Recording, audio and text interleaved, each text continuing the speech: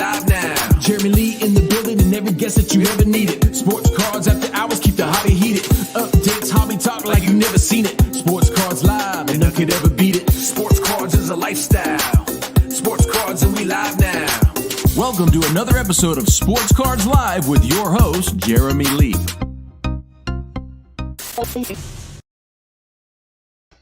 All right, everybody. Welcome to episode number 145 of Sports Cards Live. It is Saturday night, June the 18th, 2022. My name is Jeremy Lee. I would like to thank Matthew Cook, co-founder of TAG, and Greg Harrison, TAG's lead architect, for joining us last Saturday for episode 3 of this reveal series. I'd also like to thank Adam Gray and Jesse Craig of PWCC for joining me this past Wednesday for another exciting PWCC Premier Auction Extended Bidding Watch Party. That was quite the evening we had. Tomorrow on Collectible Live, my guest will be Gerard Starkey of SAAS, that is Sports Authentication Authority Services.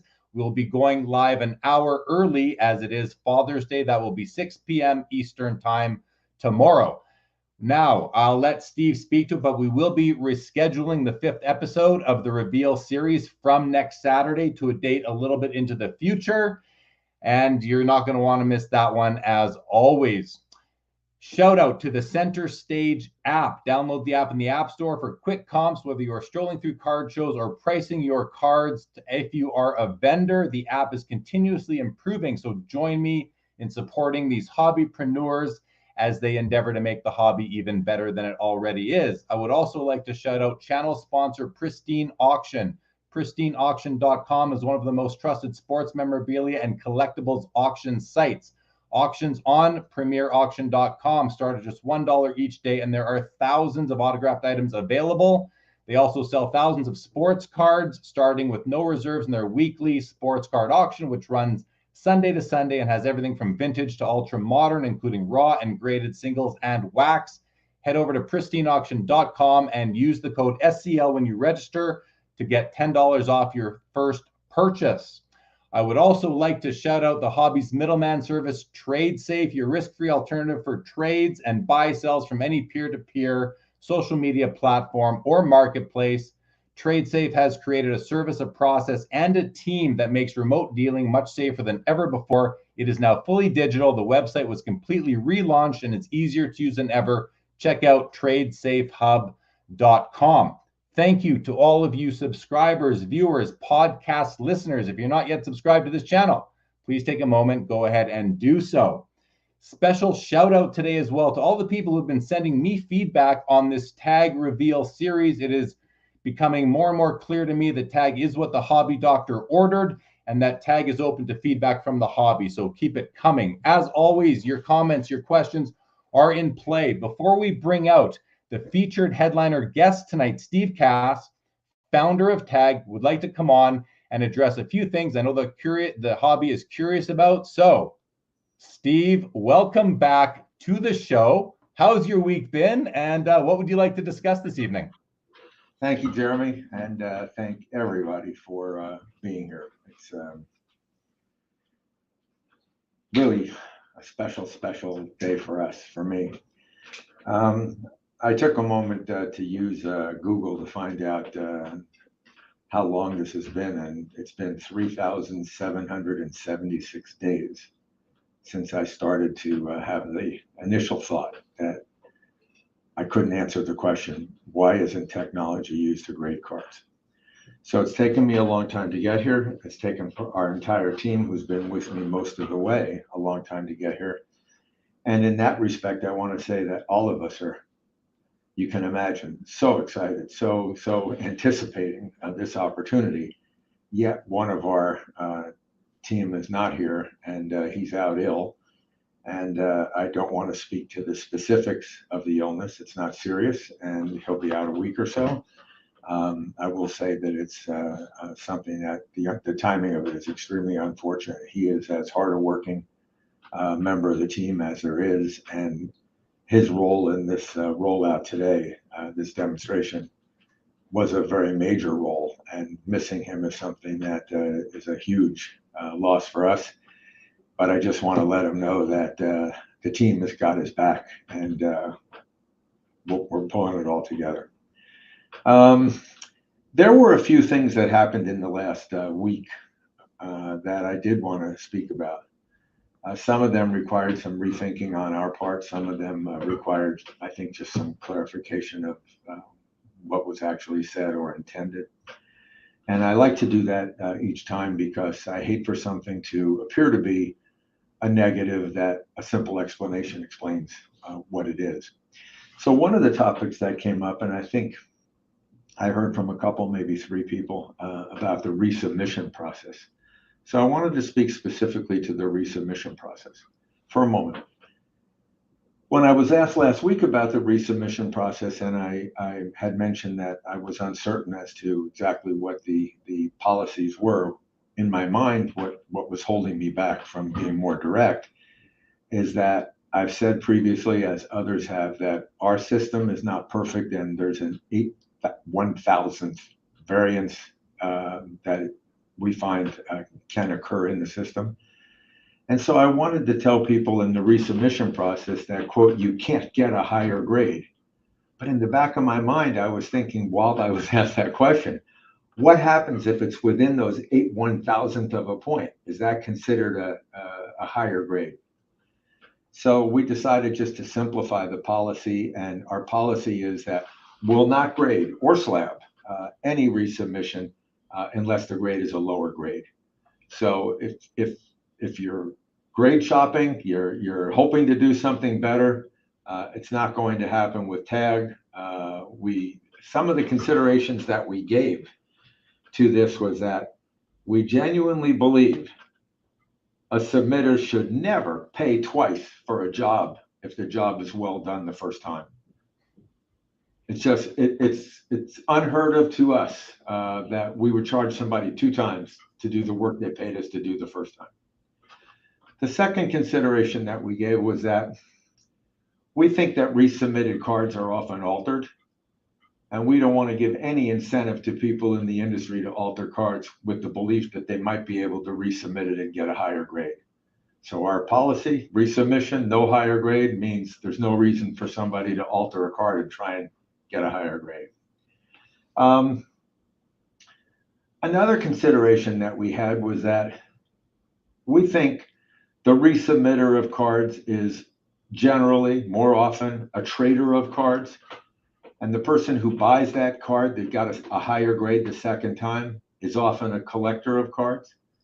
And what's bothersome, or most bothersome to us, is not that the big boy beware.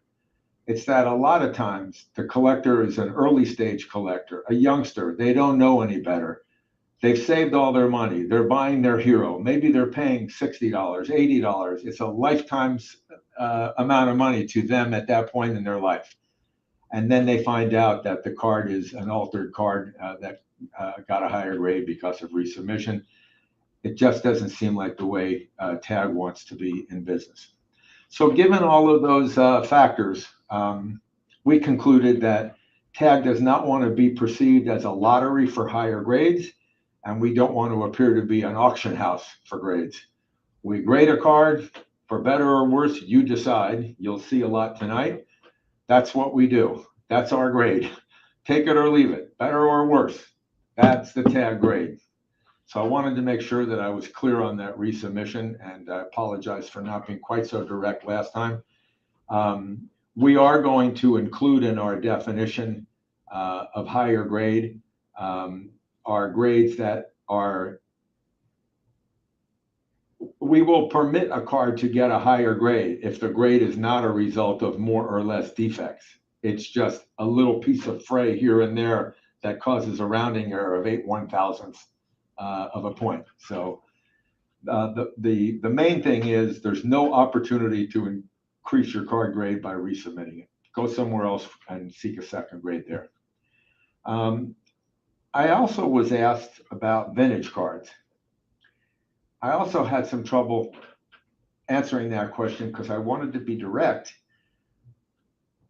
but it was difficult to be direct without divulging a lot of information.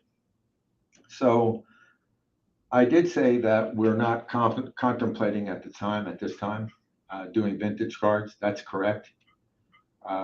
It's not in our immediate short-term plans. However, our plans for this year are to increase our card ID database, which is the starting point for grading cards. And we'll be adding the game cards to our card ID database. We expect to have that live and running this year, 2022. We will be adding cards by decade, going back to 1990, 1980, 1970, et cetera, by decade, and we'll keep going. I made a comment last week that it's also a question of opportunity cost. Where do you put your capital? How fast can you grow? There's a process that has to be continued to be developed. You'll see tonight the system is capable of image capture, grading, printing, slabbing very quickly. But nevertheless, we have quality assurance, manual quality assurance in every step of the way. So we have five quality assurance stages in there. Over time, I'm confident that those will become fewer and it will enable us to process faster. But in the beginning, we want to make sure there's no mistakes. So we're not committing that we will be going back to any period of time prior to 2000 at any particular rate. Our commitment is that we intend to be able to grade a wide array of cards, and just because it's vintage cards is not a limitation for us. Much of our technology today would be sufficient to be used on vintage cards. I also talked about in the context of vintage cards that there's an opportunity cost. You have to look and see not only capital opportunity cost, but industry opportunity cost and what it is you're trying to do with respect to presenting yourself into the market and gaining market share and gaining respect and credibility.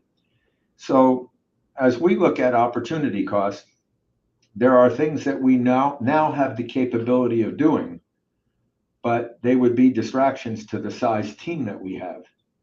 So in certain instances, we would like to add resource to be able to undertake other opportunities, not to advance the existing opportunities. A good example of that is that we have grading pods that are capable of grading in remote locations, wherever there's internet service, international, US. But there is some software requirements to that to make sure that the software remains protected, to make sure that the actual grading of the cards are something that we do, that they're not done at the remote location. I'm going to talk more about this in the future when we get to that episode. But we have been contacted. I'm not going to say surprisingly because it's not, but I am going to say thank the Lord because it is giving us feedback that whatever it is that we're saying is kind of resonating with people. And we've received a lot of feedback from people who can influence that opportunity curve for us. And that includes investors, international investors. This week we've had dialogue with Asian investors. We've had groups of people in Canada and elsewhere. So as those unfold, that may change the opportunity curve, and we may go back and rethink the vintage cards and do that faster than I've just described. But I wanted to make sure I don't allow somebody to think we're doing it quicker than we are. And I also don't want them to think that we're not doing it because we can't. It's a balancing of all of the things that we're doing. Counterfeit detection came up, and that has to be one of the most difficult issues to solve in the industry. And it also happens to be one of the issues that should be the easiest. So here's why I'm saying that. The source of counterfeiting are people who are able to apply various technologies that get better and better every year to the reproduction of cards that get better and better and closer to the original version and make it more and more difficult to identify them as being other than the original.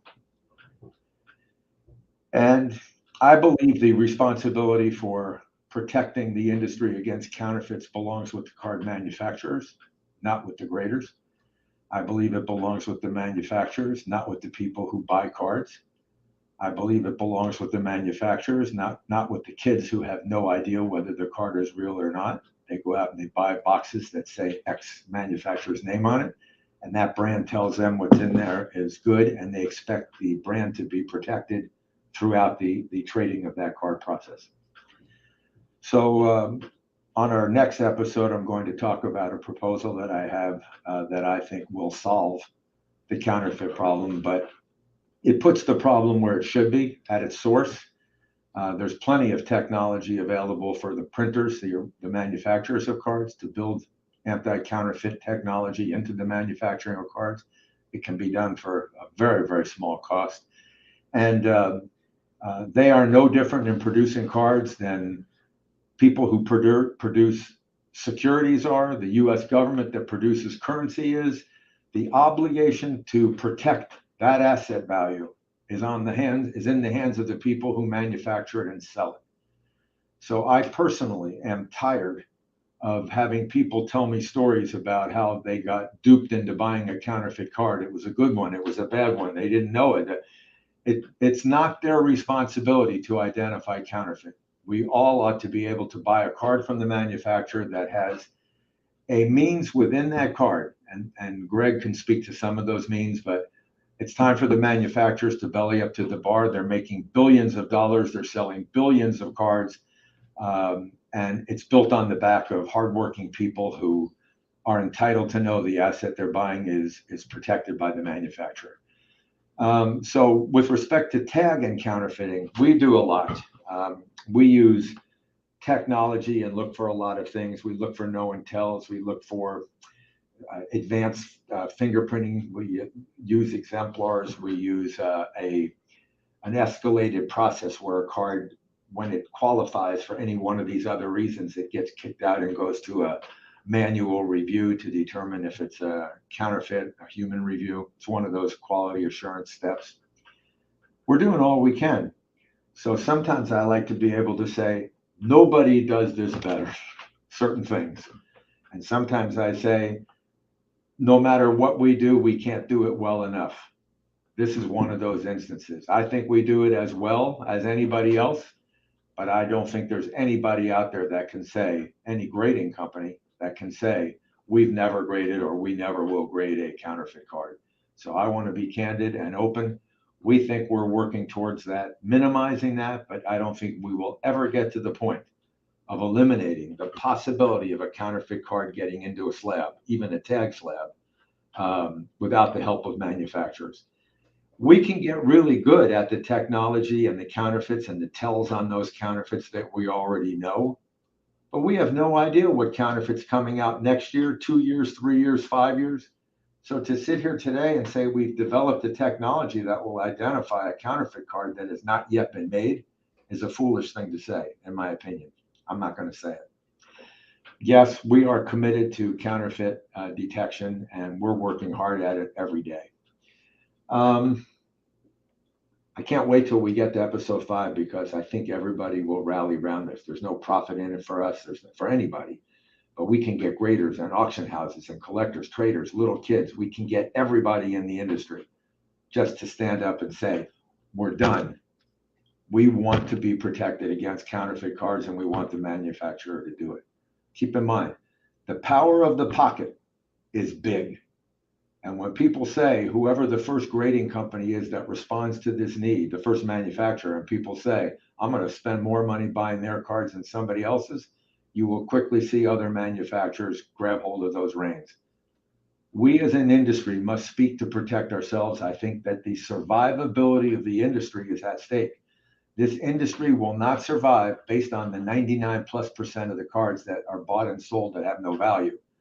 This industry is driven by premium, ultra premium, unique, one-of-a-kind serial cards, and the people that are buying those cards have an expectation that the card is genuine, and they need to know that it is. So I'm done on that subject. Sorry for taking so much time. It's an important subject to us. The last topic, I want to even though I had some other emails on not this topic, but on others, I want to specifically mention a name, if I may, Bill Cull. And Bill sent us an email that was a lengthy email, And I believe it's fair to say that the email was very complimentary about what we're doing, but it also pointed out what I think was a very valid point.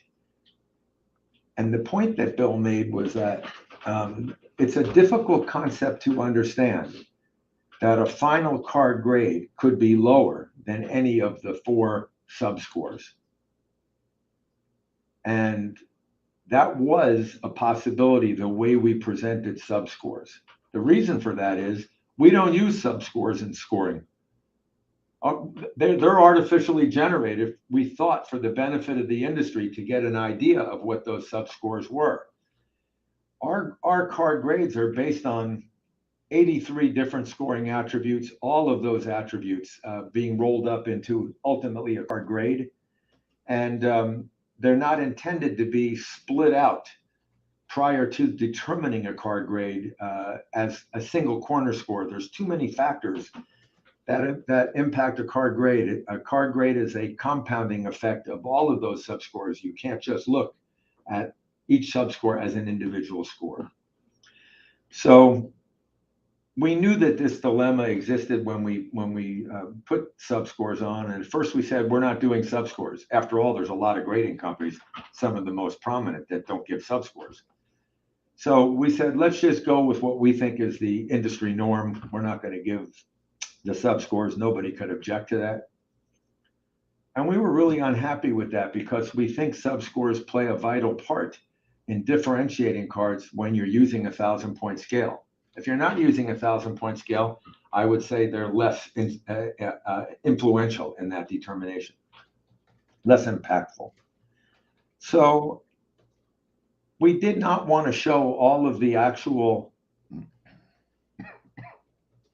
subscore data because we thought that to do so, there's 8 subscore data points that we use.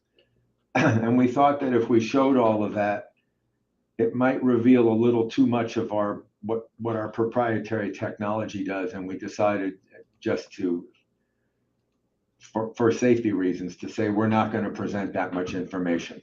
Basically, hell with the industry, that they can't figure it out too bad. So very short-sighted on our part, and we've now changed and we are giving the kind of information that is very meaningful to the card grade. It's all auto-generated. Given enough cards, it's possible somebody could back up into some of our scoring algorithms. It would take a lot of data. But nevertheless, we want to do what we think is best for the industry. So Bill, thank you for pointing that out. And I hope you see that when people tell us something that they think we should consider, we do carefully consider it and we respond accordingly.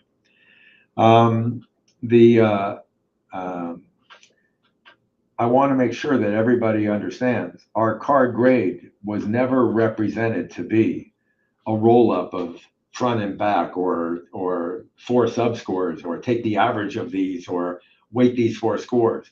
Our scores, we give you all the information in the detailed image and grading report. Our card grade comes from all of that data that's down below, not that little thing up here. So we're not changing anything. Our scores remain unchanged. We didn't make a single programming change to our system, but we are showing a little more data. I think that's it, Jeremy. Just a thank you again. I hope I was able to clear up. I will tell you that we have had so many emails and so many responses that are positive. I wished I could give people the list of how many people have said, stop wasting my time with these shows. Just tell me how much it is and tell me where to send my cards. I've had people email me and tell me that they've never graded a card before, don't believe in grading, and they've changed their mind and they want to go with us. I've had people write me and tell me that they have been long-term graders with other grading companies that they would never have considered ever changing that relationship. They now ask me to grade some cards of theirs so that they could see them in the slabs. And so I won't go into all of the details, but thank everybody for being so patient with us, allowing us to tell our story at our pace, allowing us to and giving us the respect to let us believe it's okay to show you pieces of this as we build it up so that we're confident you understand everything that we're doing. It's not a sales job, it's an education job. It's a painstaking process for us to get here. And we feel that this time in these episodes has been well spent for us. So thank you very much. I think we're going to head on out. Is that what the next plan is? Well, I'm gonna take you and Scott. So by the way, everybody, if you're just tuning in, this is Steve Cass. He's the founder and CEO of Tag, not Scott, whose name is on the screen. Scott is our featured guest tonight, and he'll be joining us shortly. I'm gonna just do a little bit of a summary of what we've been through so far, and then we're gonna bring Scott and Greg back on the screen, and we're gonna go from there and get through the program for tonight, which will include looking at the grading system. We're actually going to have a mobile camera that's going to take us through the grading of a card, I believe, and show us the whole process. So we'll get to that. But Steve, yeah, I appreciate you coming on, and I really like how, you know, we're taking time, and you're taking time to come on and address concerns, questions, comments, praise, all the different things that we're hearing from the hobby, that you're hearing from the hobby, to address them. And this is what the hobby wants, is a good, interactive, communicative, responsive grading company. So thanks for coming on and doing that. Thank you. Everybody, you send me a negative complaint, I respect it. Send it to me with your name. I will respond. I will answer it. If it doesn't have your name, I'm not going to respond. Yeah. And let me just say, Steve, before you go, that if anyone has any further comments, and I've seen some in the chat, we're not going to address them right now, have any further comments on counterfeit detection, or the vintage card policy, the resub policy that Steve did come on this at the beginning here to address, reach out to Tag, and I'm sure you'll hear from Steve directly. Thank you, Steve. Thanks. All right. So thanks to Steve for that. Again, I do really like that they just listen. And Bill Cull, who's in the chat right now, I saw provided some, here's something that I just want to say. This doesn't apply to only Tag. This applies to every company in the hobby and every hobbyist out there. If you are going to criticize or be skeptical of a company or service in the hobby or any industry, really, I think you're going to get a lot more. You're going to be more satisfied with the reply you get if you do it in a respectable and constructive manner, and even potentially provide some of your thoughts on how to resolve the issue versus just coming out swinging. So thanks, Steve, for that. So again, everybody, this is episode 4 of the 5-episode Tag reveal. Episode 1, we met Steve Cass. I recommend you go back if you haven't watched that yet. That was a nice episode. We got to meet him and hear all about his history and why he started Tag in the first place. Episode 2, we met 3 members of the management team. We went over some of the things that differentiate Tag from other grading companies, although the episodes 3 and 4 are going to do that as well. Episode 3, we did see the digital imaging and grading report they called the DIG. We saw the population report. And today's episode is about the system itself, the 1,000-point grading scale. We heard about the approach to counterfeit detection. We'll hear about that more as the episode goes on. We're going to finally get to see Tag's grading system in action. This is transparency in our hobby as far as grading goes at its absolute finest. We're going to meet Scot Maxwell. He is Tag's Chief Operations Officer. He is a lifelong collector. He has 8 years of professional grading experience with the hobby's leading manual grading company. He also has 14 years of experience as a sports card consultant, as well as some people at Tag, as I mentioned, are going to walk us through the system, so we will get to see that. And here we go. Tag is really the only company to show us how they actually grade a card, and I can't wait to see that again and to be able to show it to all of you. All right, let's bring on tonight's featured guest. They've been waiting for a while back there. First out, we have Scot Maxwell, and let's bring out Greg Harrison. Scott, I want to welcome you to the show for the first time. I know a lot of your colleagues and fellow co-founders and senior management have been on the show. And Greg, you were on last week. Welcome back to you. Before we get to you, Greg, I want to get to know. I know Scott a little bit now, but I want the audience to get to know Scott because he is certainly a key member of Tag. So Scott, It's your first time on the show. You've been behind the scenes helping your colleagues with the first 3 episodes so far. I mentioned it briefly what your experience is, but let's hear it from you. Can you take us through your hobby background and your grading experience? Yeah, absolutely. First off, thank you for having me on the show. I'm glad I finally get to participate in these calls. Excited to be a part of it. Great to have you. Yeah, thank you. I'm a lifelong collector. I started collecting cards when I was 9-10 years old. I went into a Toys R Us with my dad and bought a rack pack of 1988 tops, and was hooked ever since. We'd go and find those little 35, 45-cent rack packs and buy 10 or 12 of them at a time, and I started putting my collection together. And it just, snowballed from there. From 88 to about 98, every penny I could get my hands on was spent on a baseball card or a hockey card. Yes, I do collect hockey. Nice. I love it. I wish my camera was showcasing some of my memorabilia, but maybe later. I accumulated over the course of the first 10, 12 years of collecting roughly 400,000 cards. And just fell in love with it. I still in love with the hobby. From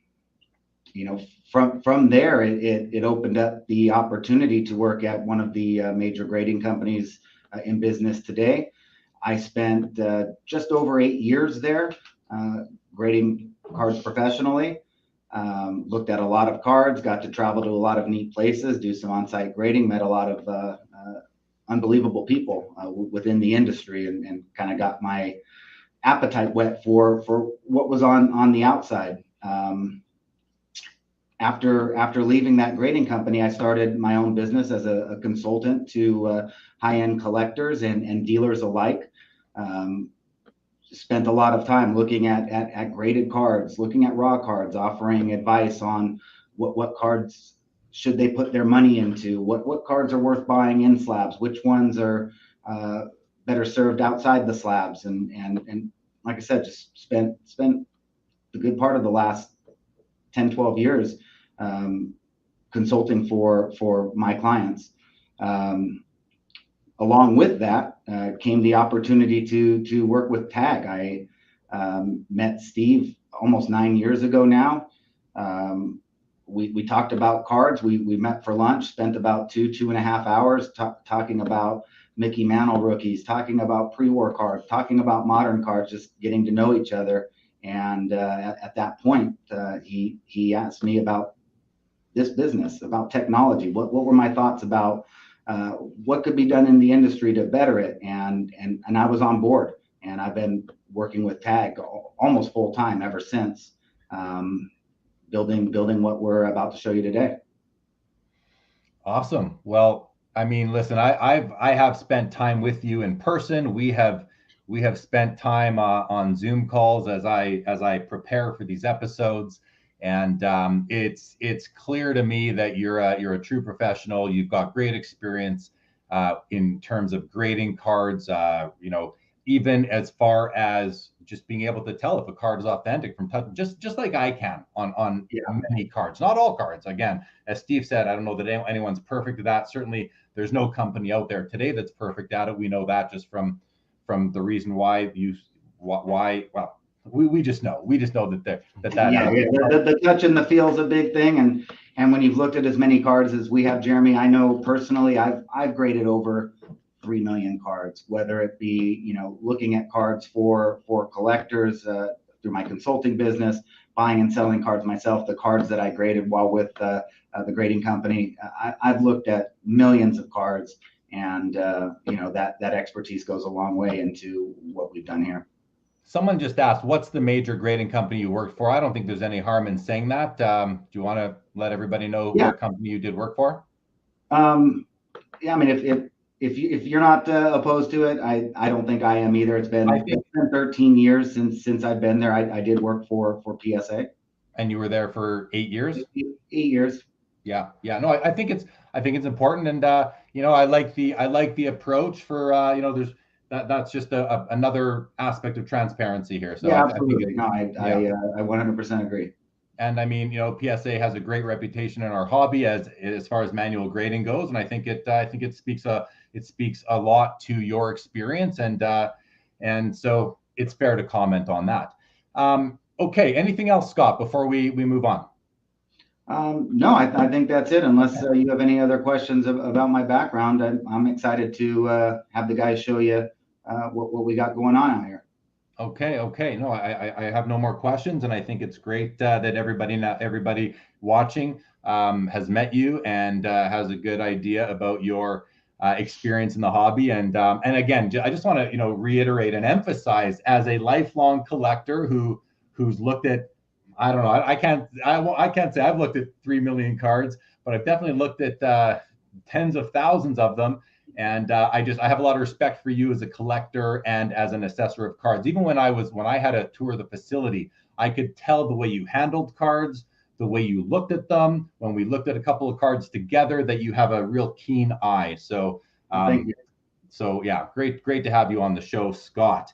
Okay, now that we got to know you, we got to meet Greg last week. I believe we're gonna get a walkthrough of the grading system.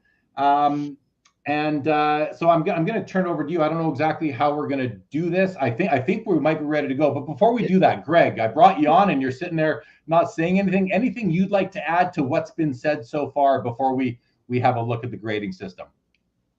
Well, yeah, I think the first thing I would say is, we wouldn't be here today without Scott, right? Having, his immense experience in card grading has been, right, a key underpinning of the entire system, right? And you can't get to an automated, grading system, right, without understanding how and representing cards in industry standard grading terms, right, without really having this kind of knowledge brought to the table by somebody like Scott. So yeah. And considering the amount of time Scott and I have spent together in the last 2 years, we're practically brothers. I spend more time with him than his wife, I think, sometimes. So and I think that's interesting because, Greg, you're the lead architect building the system, and Scott is your conduit to understanding how card grading works. So yeah, exactly. So I think that's really, really interesting and good stuff right there. Okay, so with that, I can see we have a couple people from TAG. Guys, I see you back there. Can you hear me? They can hear me. Scott, are we going to them now? Yeah, Jeremy, Steve and I are going to walk out and meet those guys, and we'll start the walkthrough of the operations here. Awesome. I'm okay. Go ahead. I'll let you. You're going to step away. Yes. Okay. I'm going to remove your screen for now, so we have more screen real estate like that, and I can see them in the green room there. I'm going to just bring them up. I'm just going to open up right there. Gentlemen, how are you? Hi, Jeremy. How you doing? Oh, good. I can hear you really well. A little echoey, but I think we're pretty good. I like we're calling this camera the TAG facility. Yeah. That's great. Good to see you. So here we have we have Mark and we have Michael. We have Mark on the right, Michael on the left. These guys are twins, and I'll tell you, for the first few weeks I knew them, it was I was like, okay, I always have to remember which one is which, like you do with twins. But I think I got it nailed down now. You got it. We've got Scott and Steve joining us here. We were just going to do it. Michael's going to take it, but we're going to basically do a brief walkthrough of the operation. So I'm going to step behind the camera and kind of push so that you get the real feel of the walkthrough. So right now we'll start at receiving, but right now what you're looking at is the TAG lobby area. So Mark, if you come follow me, I feel like I'm on MTV Cribs here, Jeremy. But here's our security guard here to my right. Thank you for keeping us safe. Let's venture over here now to receiving area. So this is where FedEx drops off. What you're looking at, a lot of these boxes here are a lot of our elite members. And as we continue to walk down here, hey guys, everyone say hi to Jeremy Sports Cards Live audience. Okay, cool. So here unboxing. So like we went over in episode 2, Carlos is unboxing the TAG safe case, the deck boxes, and then loading the cards into the tag shields and sleeves. He's putting the process ID label onto the process ID bin, and then he puts it on the completed rack here. We have Kiki doing the same thing, and then right here we have the card ID labeling team, Becker and Jessica. Guys, say hi. So what they're doing, essentially, this is our first line of defense, right? So if a customer, for illustrative purposes, types in a Topps 2011 Mike Trout update, red, but really they submitted a green, they'll catch it here. In addition to obviously the ICM, which has OCR technology. Let me jump in quick. ICM OCR, please explain. Yeah. Image captural modular, and then optical character recognition. So the technology will automatically identify if it's a red refractor, if it's a green refractor, so on and so forth. So from here, I'll let I think Mark and Scott take over. We're gonna go over here to the ICM, the tag technology, and they're gonna demonstrate that for you guys. Yeah. So as said, out of receiving. The bins placed here, the rack this is Justin, our image capture specialist, and he basically, this is his to-do list for the entire day. Every this is each card is individually labeled, and so you can see one of the, I'm gonna steal one, Justin.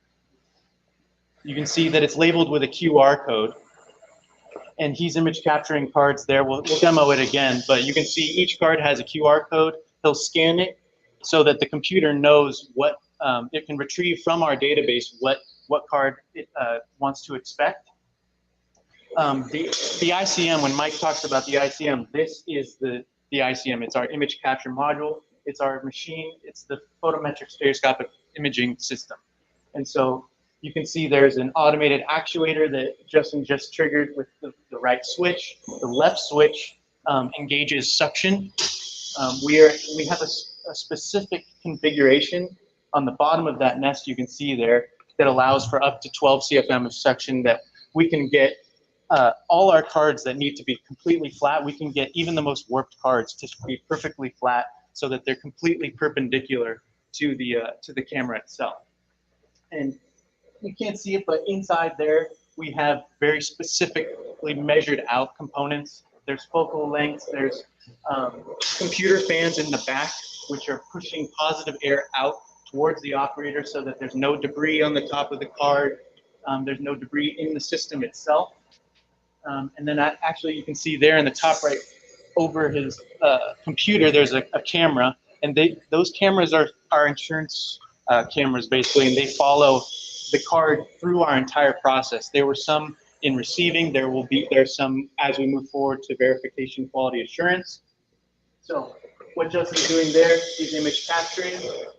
After he completes an entire order, the bin will go onto the rack, which is then retrievable by verification 1 or verification 2, and they simply begin the process of verification. At this point, the card is graded. All the data is extracted and it's graded, and it's passed on for further detailing there as you go that way.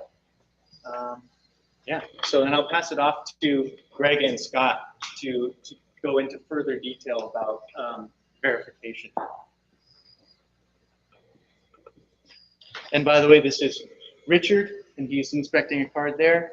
He will have, every computer will have their operations portal up so that each card is tracked and time-stamped with each of these little QR code readers, 1D, 2D barcode scanners. So we have these, sorry, Richard, we have those at every single station throughout the facility. So I'm gonna pass through. Greg and Scott, do you guys want to, before we move forward, do you want to? Yeah, I think that kind of shows the first two aspects of grading the card, going into image capture after it's been unboxed and card labeled, and then the process of verification, again, where our operators are using certain technologies to verify whether or not the system has accurately identified all surface defects, including edge and corner defects.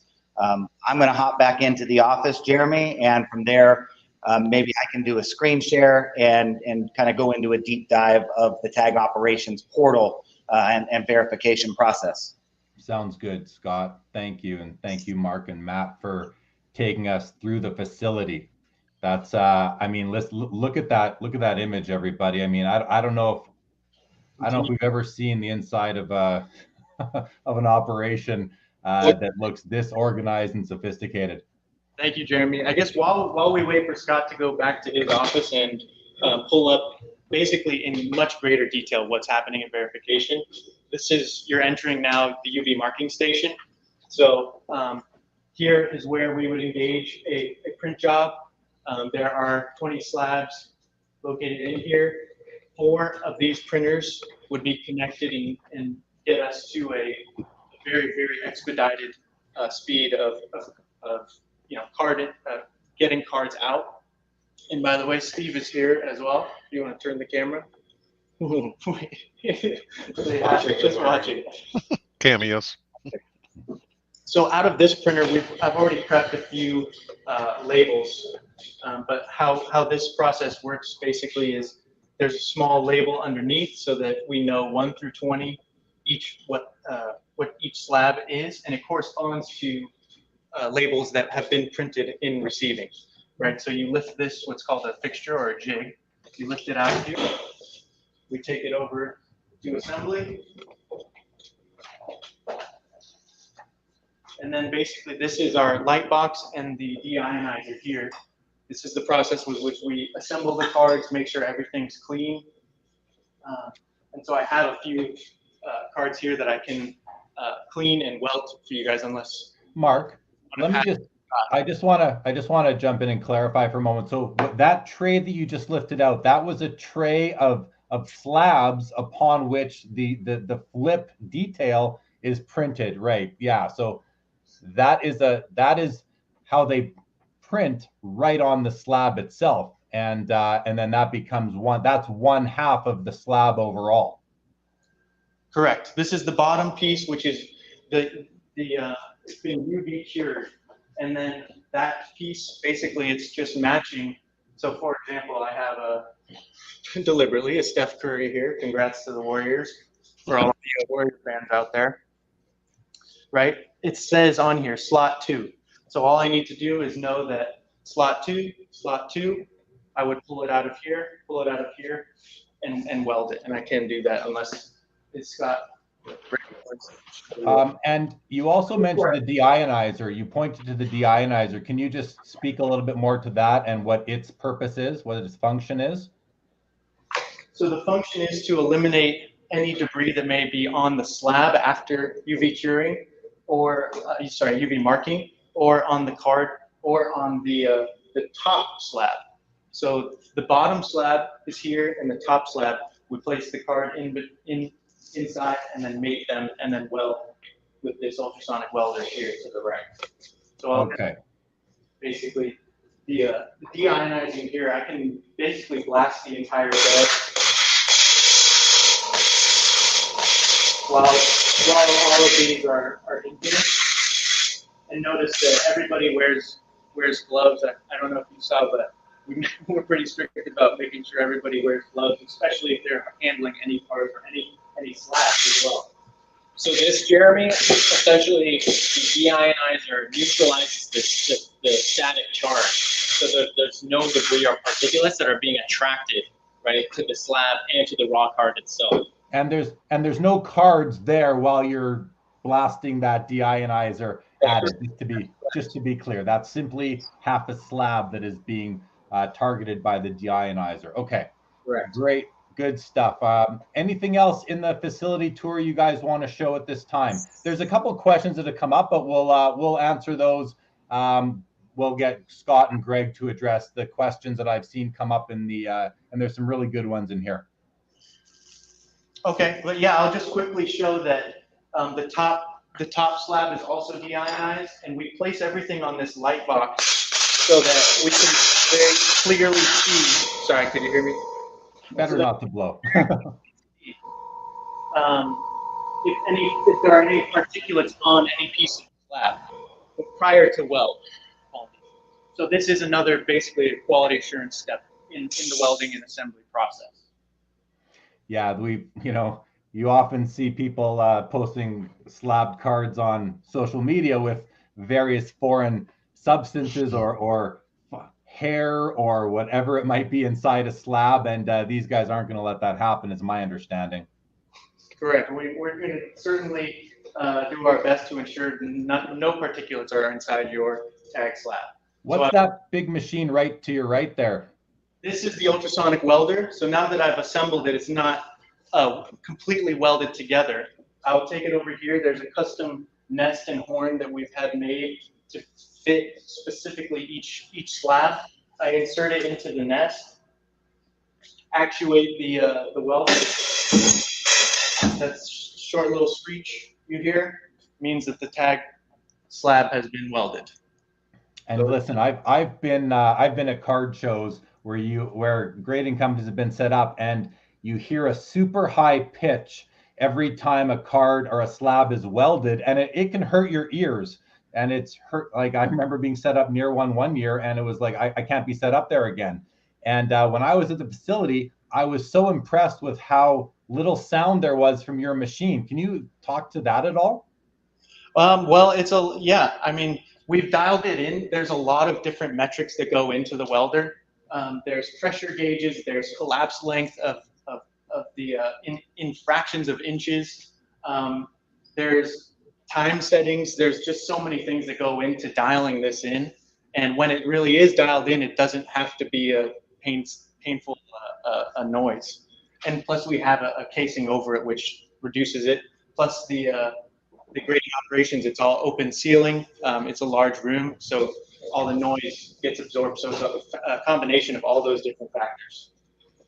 Very cool. Okay.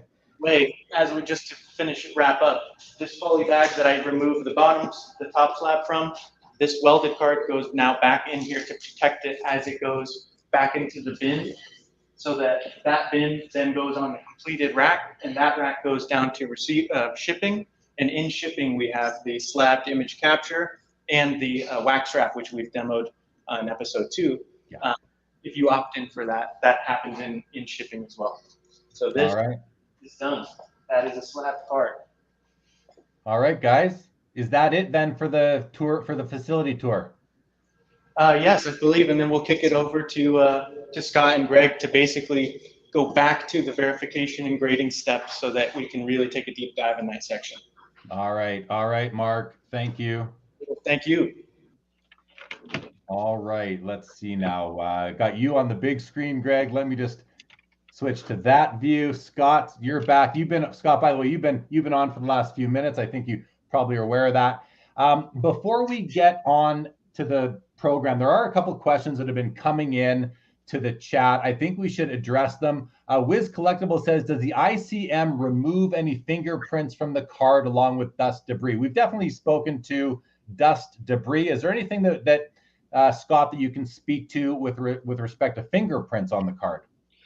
No, the ICM won't automatically remove any fingerprints. Our operators will do a quick wipe on the chrome stock cards and even some of the more glossy modern cards to try to eliminate the fingerprint issue on the cards.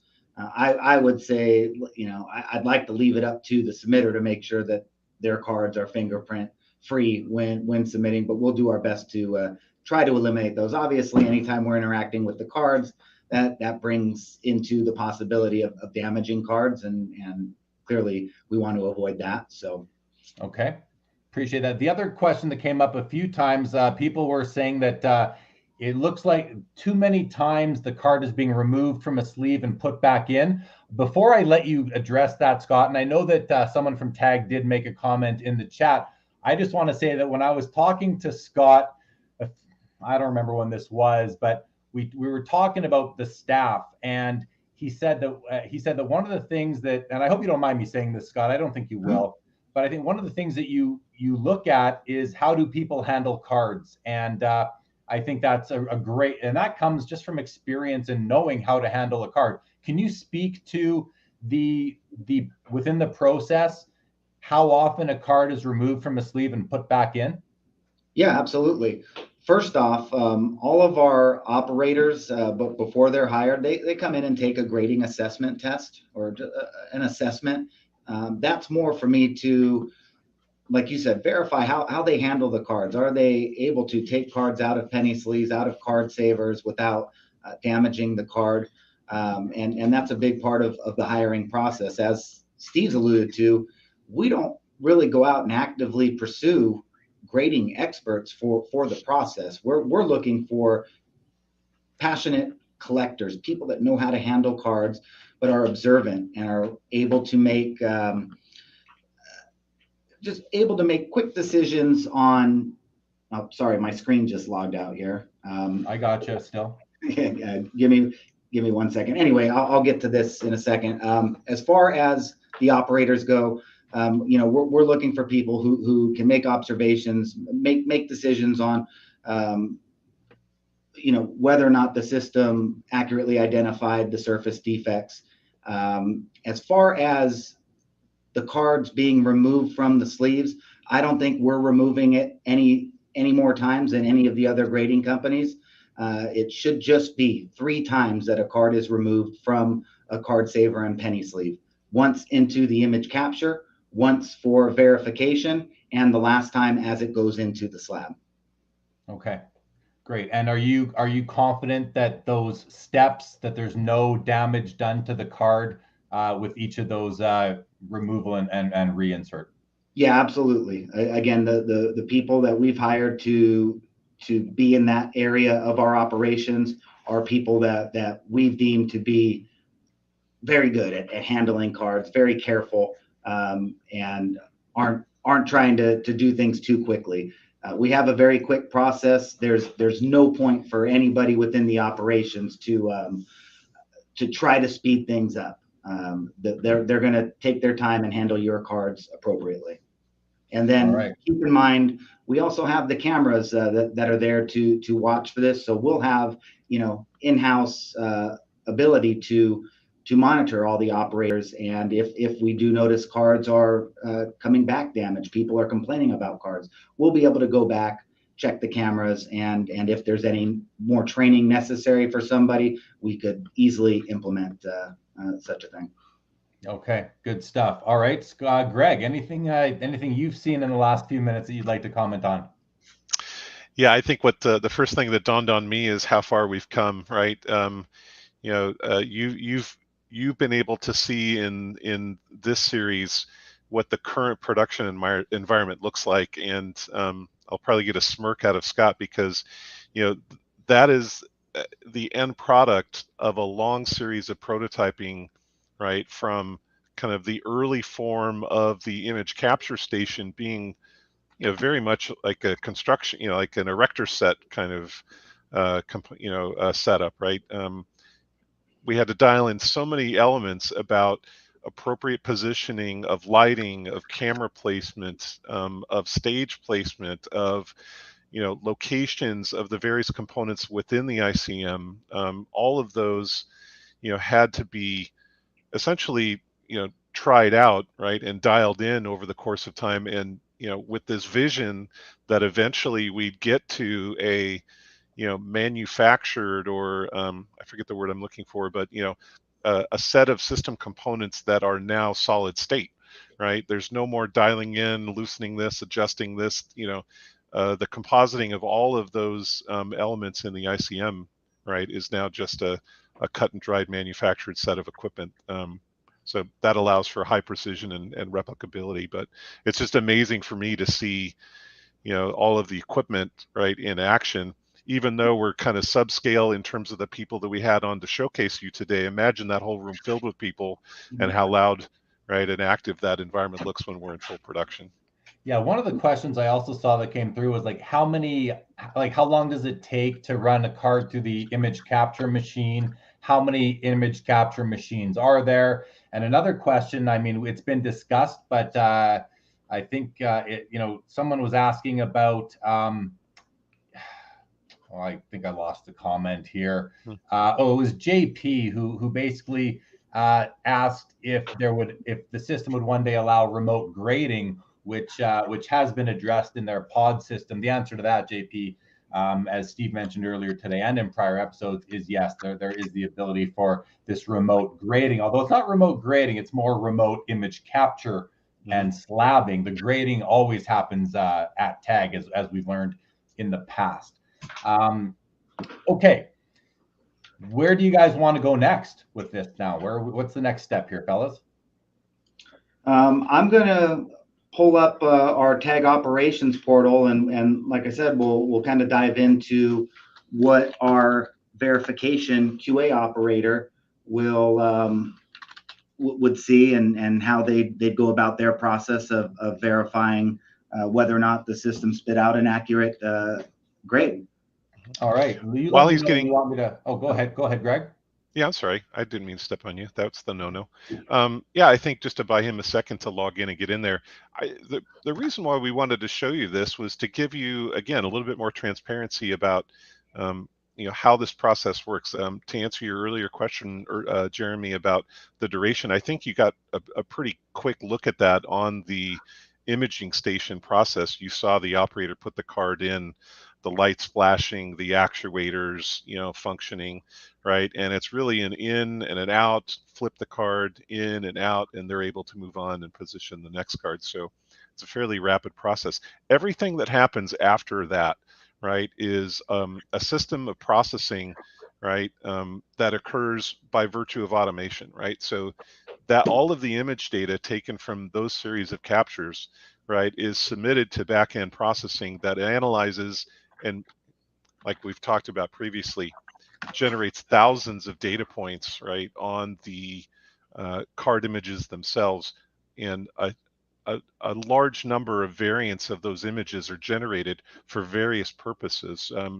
Most laypersons can think about your traditional full color image and then think about grayscale, right, and cropping and things like this. But we apply a whole series, a very broad variety of techniques with regards to image processing and methods that allow us to get to a very high resolution, build a very high resolution picture of the condition of corners, edges, surface, things like that. And that's a little bit what we're going to talk about today.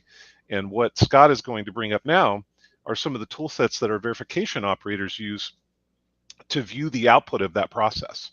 And again, I think it's very important for everybody to understand that by the time it gets to this verification operator, that grading process has been completed, right? And, as Steve would say, there is no person in the middle here, right? So the grading process itself, you saw it. The card went in, it came out, it got flipped, it went in, it came out. And at that point, the processing begins. And by the time it gets over to the verification station, the verifiers are there at this point in the evolution of tag to ensure quality, right? To ensure that at this point of the operation of the systems, we have chosen to ensure that every card, at least for the next few months, every card coming out of the system has been reviewed, right? From a scoring perspective, from an observational perspective, right? To ensure quality, right? Anything that doesn't meet, right? Anything that throws any kind of concern or escalation is something that's going to be flagged in that QA portal, right? To be investigated further. All right. Thanks, Greg. Great information. Thank you for that. Scott, before we share your screen and go through that, are there any other questions that you saw come in from the chat that you would like to address? Because I know there's been several. I've had a hard time keeping up with them, Jeremy, to be honest with you. Was there anything you saw that stood out?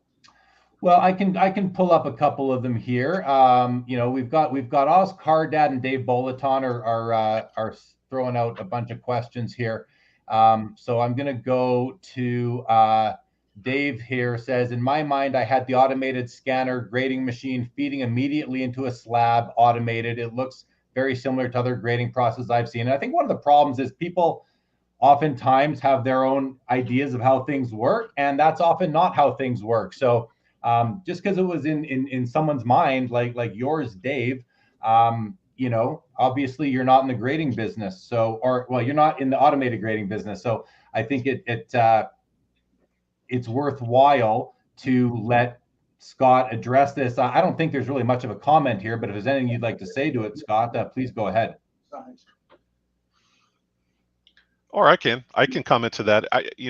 Again, today you're seeing a manual transition from the process of imaging back into the sleeve, into the order bin, back to the verification station, and then from the verification station to the slabbing station. I think it's only a matter of time before there continues to be an evolution there to introduce more automation, right? Yeah. Technically speaking, there is no need, right, for a person to manually take that card and transition that into the slabs themselves. It's just that at this point in the evolution, and from a cost perspective, we want to build up these processes and make sure everything is working functionally correctly before we then apply automation technology to then take that out of the hands of a physical operator. And I would ask, what grading company, Dave, are you familiar with their process? I'd like to think of our process as being completely unique. Our system is identifying defects, the area, the width, the length, the size, the region. There's so many different scoring attributes that play into our final grade. I would have to disagree that we're like any other grading process. There's no human interaction when it comes to what the final determination of the grade is.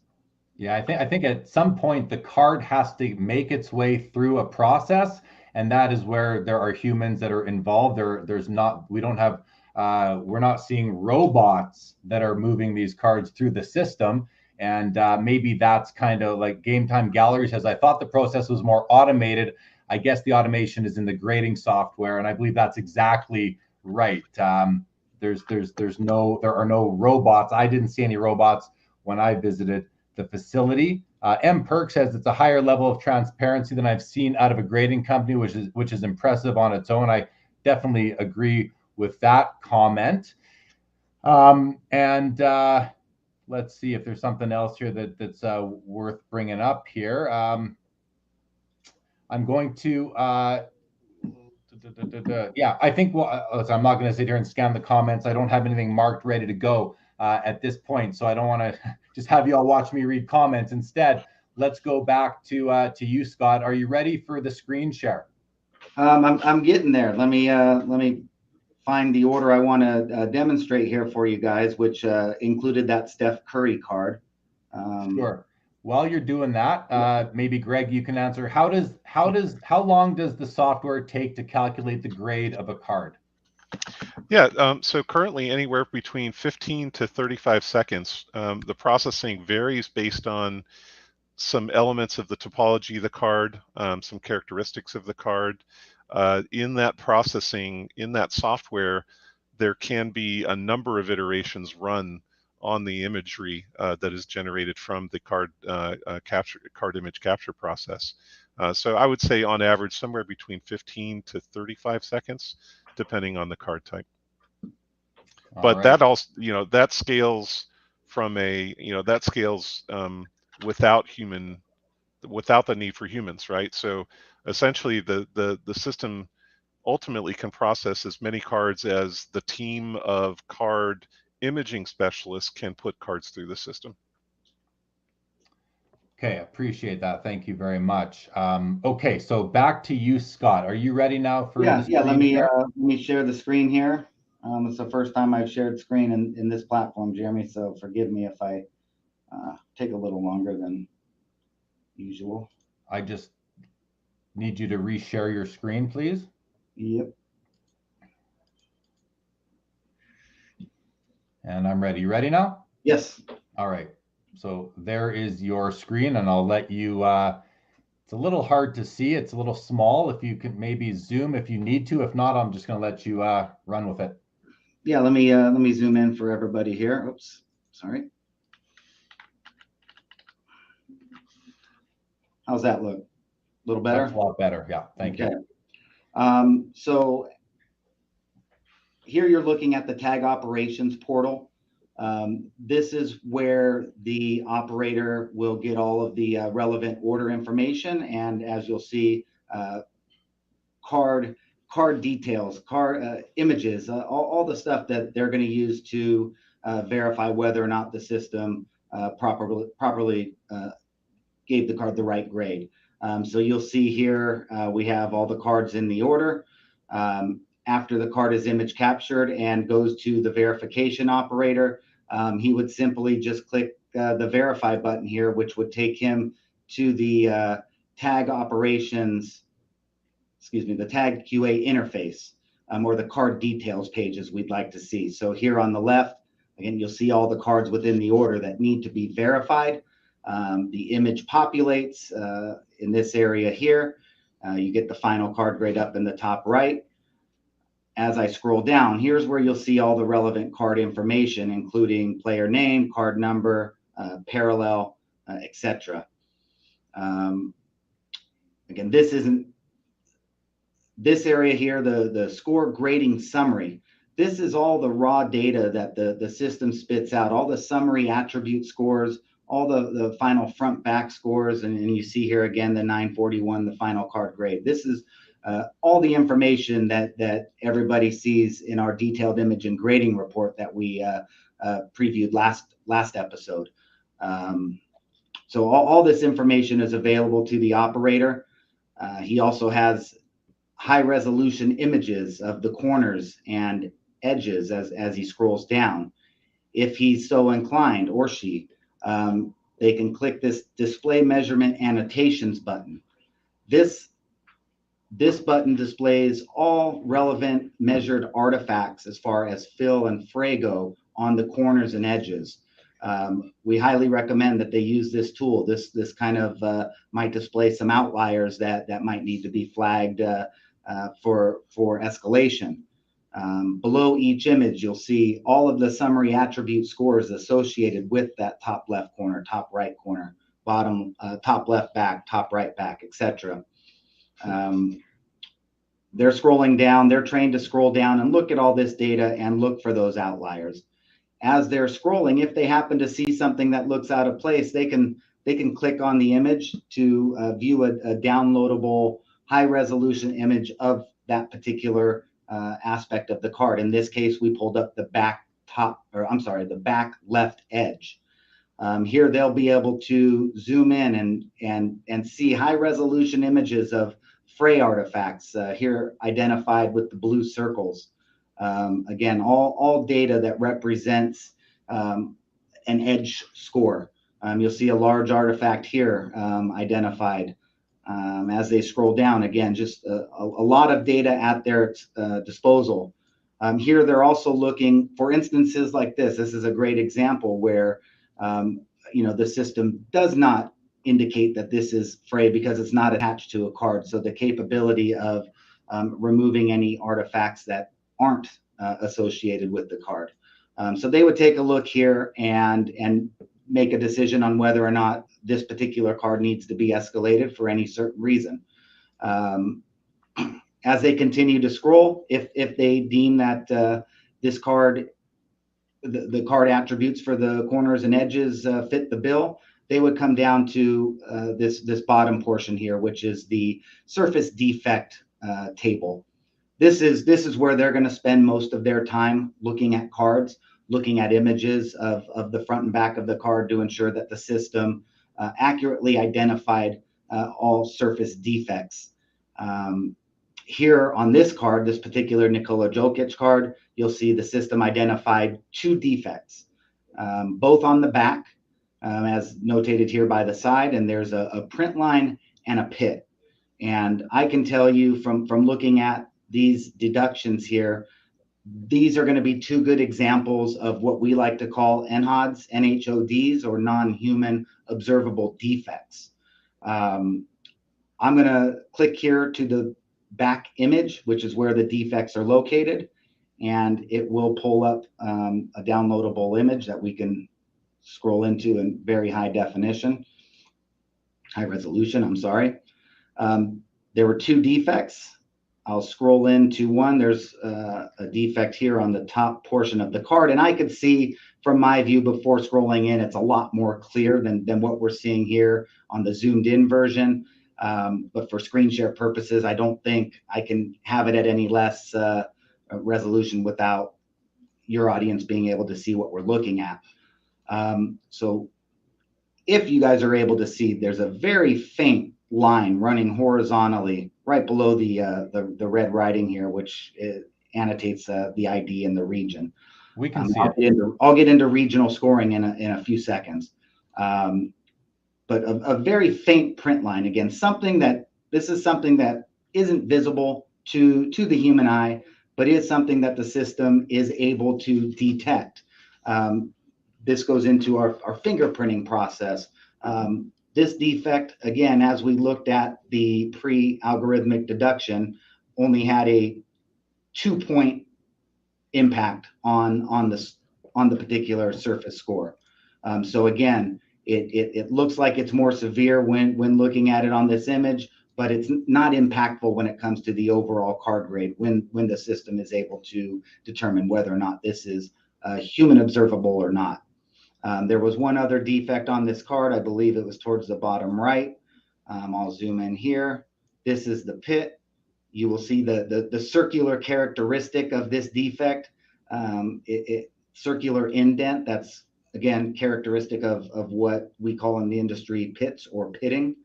And as we move along here, I'll let Greg kind of explain some of the characteristics that the system looks for in order to identify this as a pit and not something else.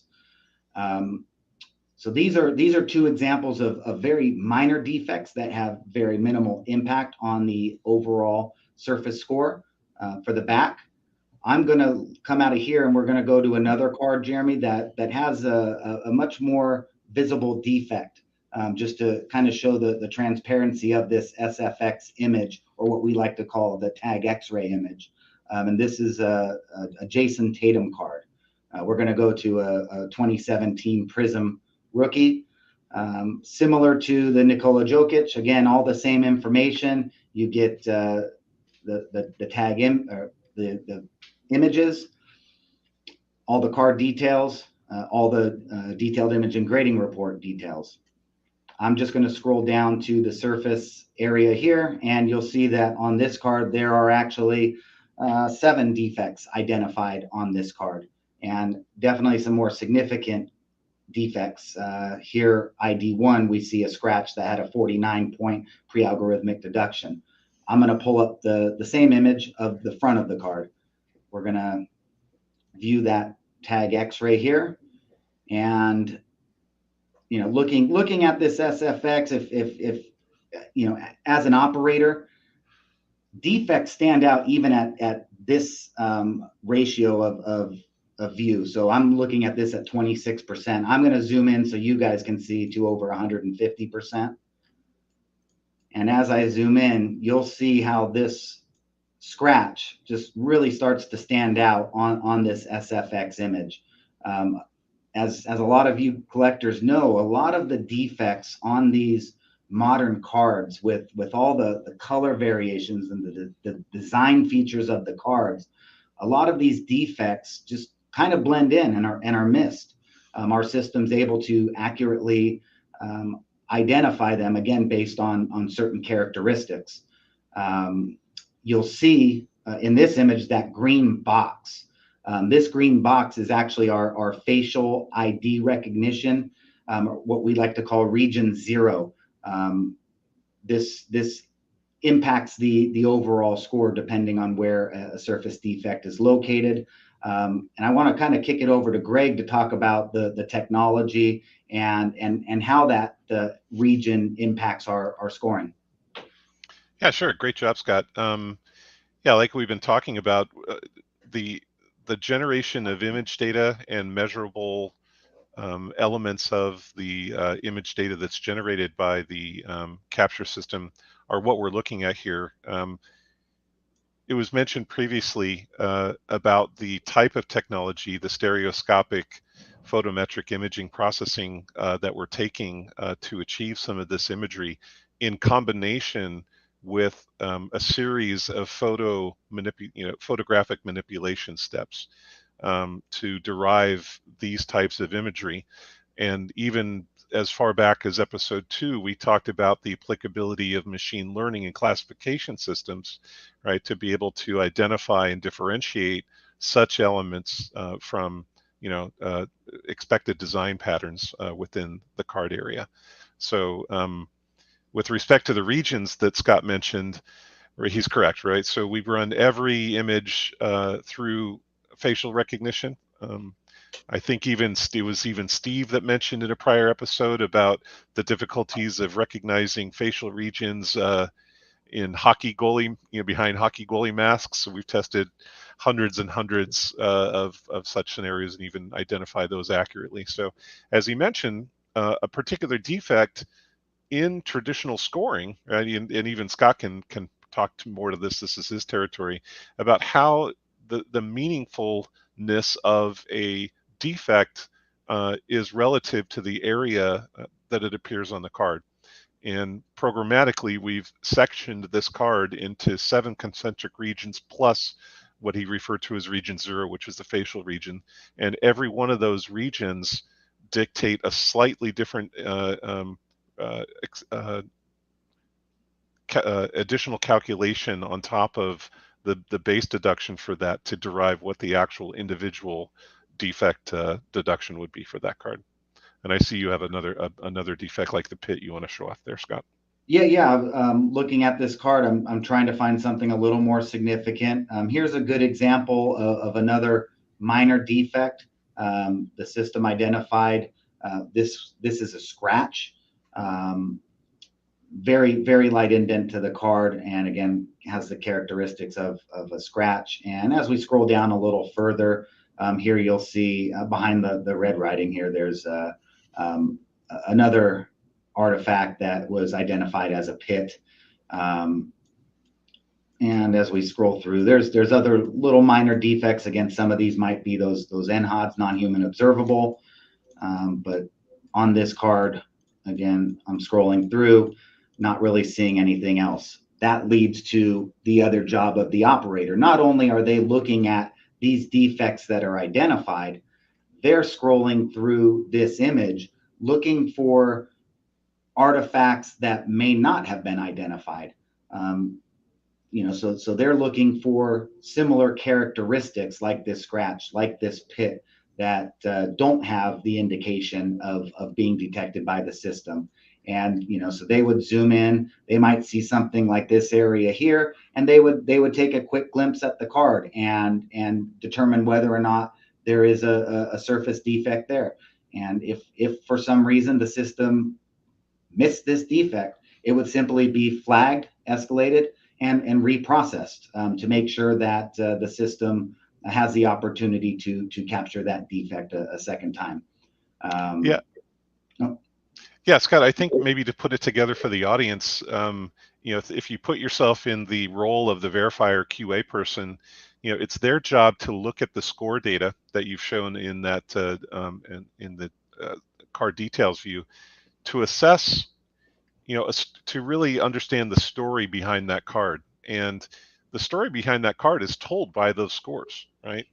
They'll be able to look at that story in terms of the metrics that are related here to understand where deductions have been applied, and be able to understand and look at the imagery that's provided here, both the corner images, edge images, with and without display measurement annotations, and the SFX images, to validate that, yes, indeed, right, the basis for these deductions are real and represented in this imagery.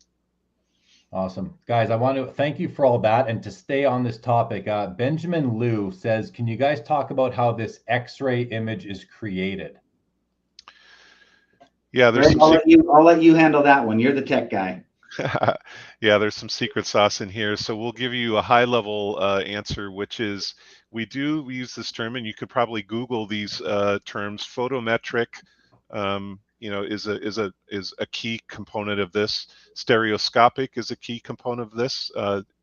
It's not going to be any surprise when you look up those terms on Google that you're going to understand that this is a methodology that uses a series of directed lighting onto the card surface, captured in a manner that the collection of those images are then composited through software to generate the types of SFX images we're seeing. So from a layman's perspective, you probably even saw flickers of the light in the IMC. Did I get that right? IMC, the image image ICM. ICM. See, I got it backwards. That there was these flashing series of lights. It's those flashing series of lights that are represented by lighting that's been projected across the card surface from a variety of different angles at specific intervals, Jeremy, that then are composited, and the secret sauce is in the compositing of those images, right, to generate the imagery that we're seeing here today. All right, appreciate that, and I hope that answers your question, Benjamin Liu. Scott, were you going to jump in with something else? No, I think at this point I'd like to kick it over to Greg to he put together a presentation to showcase some of the other defects that the system's able to identify, and again maybe talk about some of the characteristics that the system's looking for in order to specifically label them as a certain type of a defect. So Greg, Okay. I'll give it to you. Okay, Greg, I'll turn it to you in just a moment. I just want to address a comment that came up here. ABC123 says, I'm all in. We need grading reports in this industry. I'm tired of wasting my money.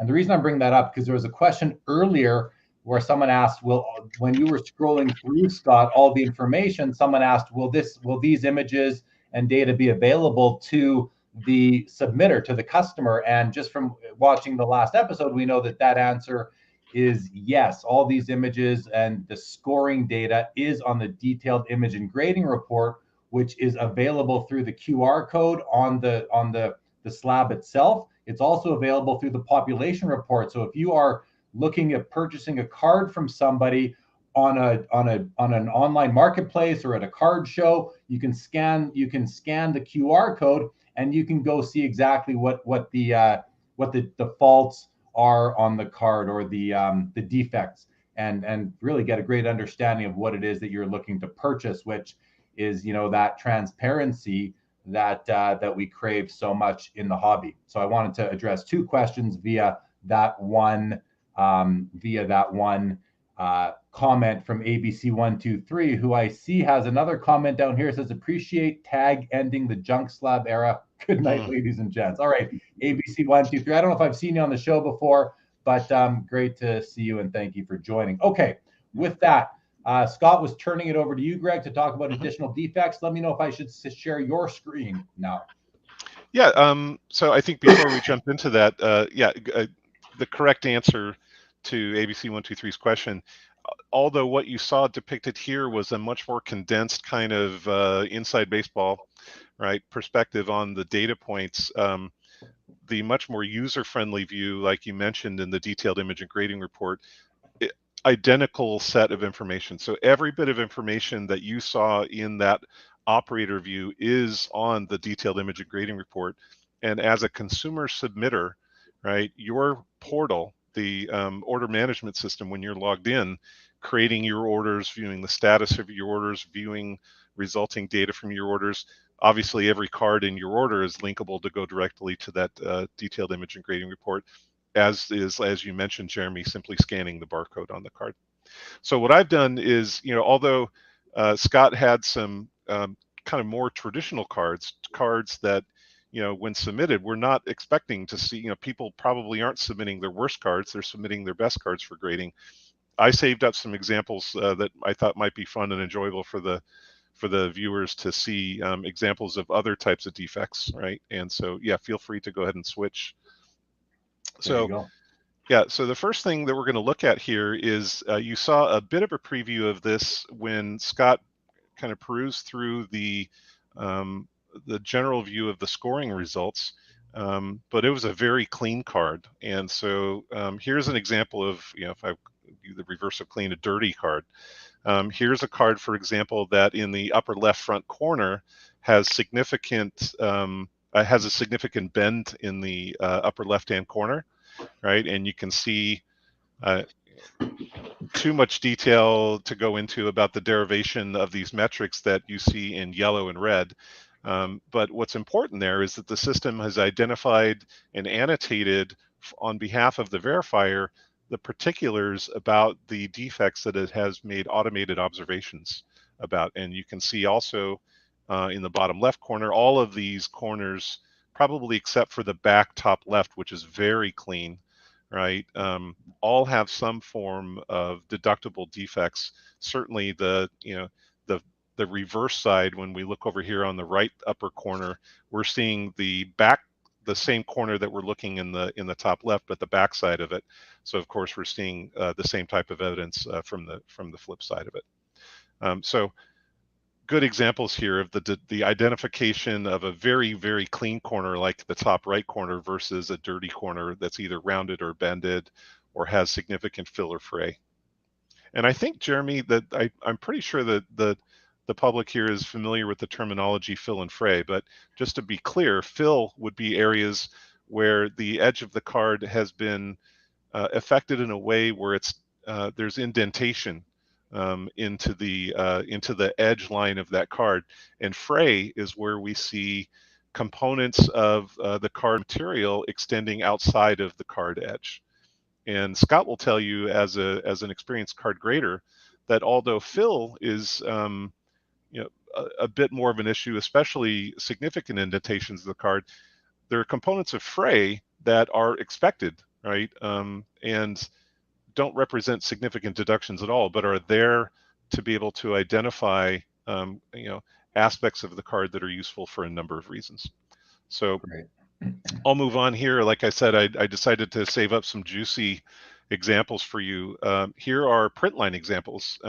Scott, I'll probably hand it back to you at some point to talk about the origin of print lines and how these occur. If you need to color comment that, but it's from a layman's perspective, issues in the printing methodology where roller bearings have worn out on the conveyor systems that when these large sheets of cards are printed, if they're not maintaining those properly, there can be artifacts generated in the form of these types of defects on cards. Anything you would like to say there, Scott, in terms of what we're looking at here? These are representations of how print lines look in the generated imagery that we were just talking about earlier.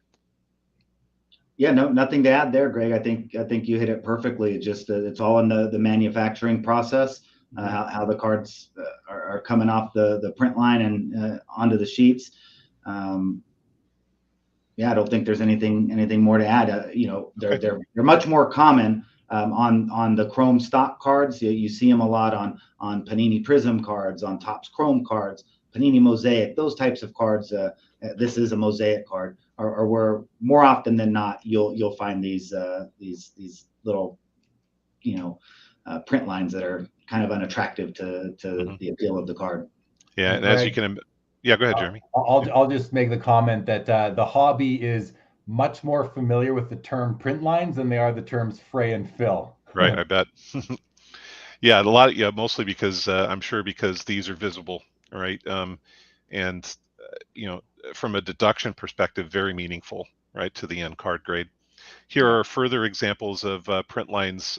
Even like I decided to include these because these are nearing what we refer to as NHOD. So in many cases, we can observe print lines and other artifacts that are, as we've already stated, that aren't even visible to the human eye, that don't represent any form of significant deduction as far as a traditional grade level, but are applicable to numerical deductions on the 1,000 scale. Okay, I'm going to, if I can jump in with a few comments that are coming in from the chat, is that okay, so let's do that. Oz Card Dad asks the question. I'm just going to take your screen off, but keep it logged in there, Greg. He asks, do you have physical copies of cards in various conditions to give baselines for what should warrant each grade? And before I turn it over to you guys, I mean, that's like saying, do you got, I'm not going to say that to Oz Card Dad, but I mean, just answer the question, please, actually. Yeah, thousands of cards. We've talked in the prior episodes about the method of which the way in which we're able to identify and isolate these types of defects is through a series of classification systems. So thousands of cards have been processed and set aside to represent the basis of classification. right? So when we're talking about cards with print lines or scratches or pits, you can imagine that there are hundreds and thousands of such example cards that have been processed for the purposes of supporting the classification system. That's a wonderful answer. Thank you for that. Game Time Gallery said, if a grading error is found by the operator, how would the card get regraded when the system is likely to see the same issue again? Yeah, that goes back to this notion of how the classification system works and continues to improve over the course of time with more examples. If there, for example, is a scenario where a particular defect is not identified, Scott mentioned that the verifier's role there is not to grade the card, right? The verifier's role is to essentially QA the automated system for grading on its ability to identify such defects. And if they see, for example, something that looks questionable, right, that particular card is escalated and it goes into the hands of people like a Scot, right, who are experienced card graders that can look at that imagery, go to that source card and say, not for the purposes of grading it, but is there something that was missed here or not? And if there was something missed, that particular card is identified and flagged for the development team to identify. We don't actually need the physical card because all of the image data and even the processed images and the composited images are all uploaded to the cloud, Jeremy. So the development team is then able to take action on that type of card. That card is held until we have a resolution for that type of classification issue, and then reprocessed once it's been addressed. Thank you. Oscar Dad says, is there a final set of eyes that check every graded slab? The slab or every grade? I mean, if we just answered both, we could probably. I think what Oscar Dad is asking, someone to really do a QA check on, does the printed grade on the slab match the condition of the card? Do the card details on the slab accurately describe the card in the slab? Those two things. That is exactly the role of verification right now, and we're performing that on every card initially, right? And for some period of time, in its infancy here, although the system, like we've talked in previous episodes about how long the system's been under development and how long we've been processing cards up until now, there will be an extended period of time where we're going to continue to apply the operations overhead to perform such manual verification of every card. It's extremely, extremely important to the entire team to ensure a card is never released with a misrepresented score. Okay, next question is from Bill Cull. He says, are chrome and paper cards held to the same standards? Most would assume that the chrome corners and edges would score higher based on the way they are made. Yeah, so I'll let Scott comment after I throw this in there, which is the standards by which the corner calculations and scoring operate don't care whether or not it was a chrome, right, or a standard paper, stock card. Those two cards can have equally perfect or imperfect corners.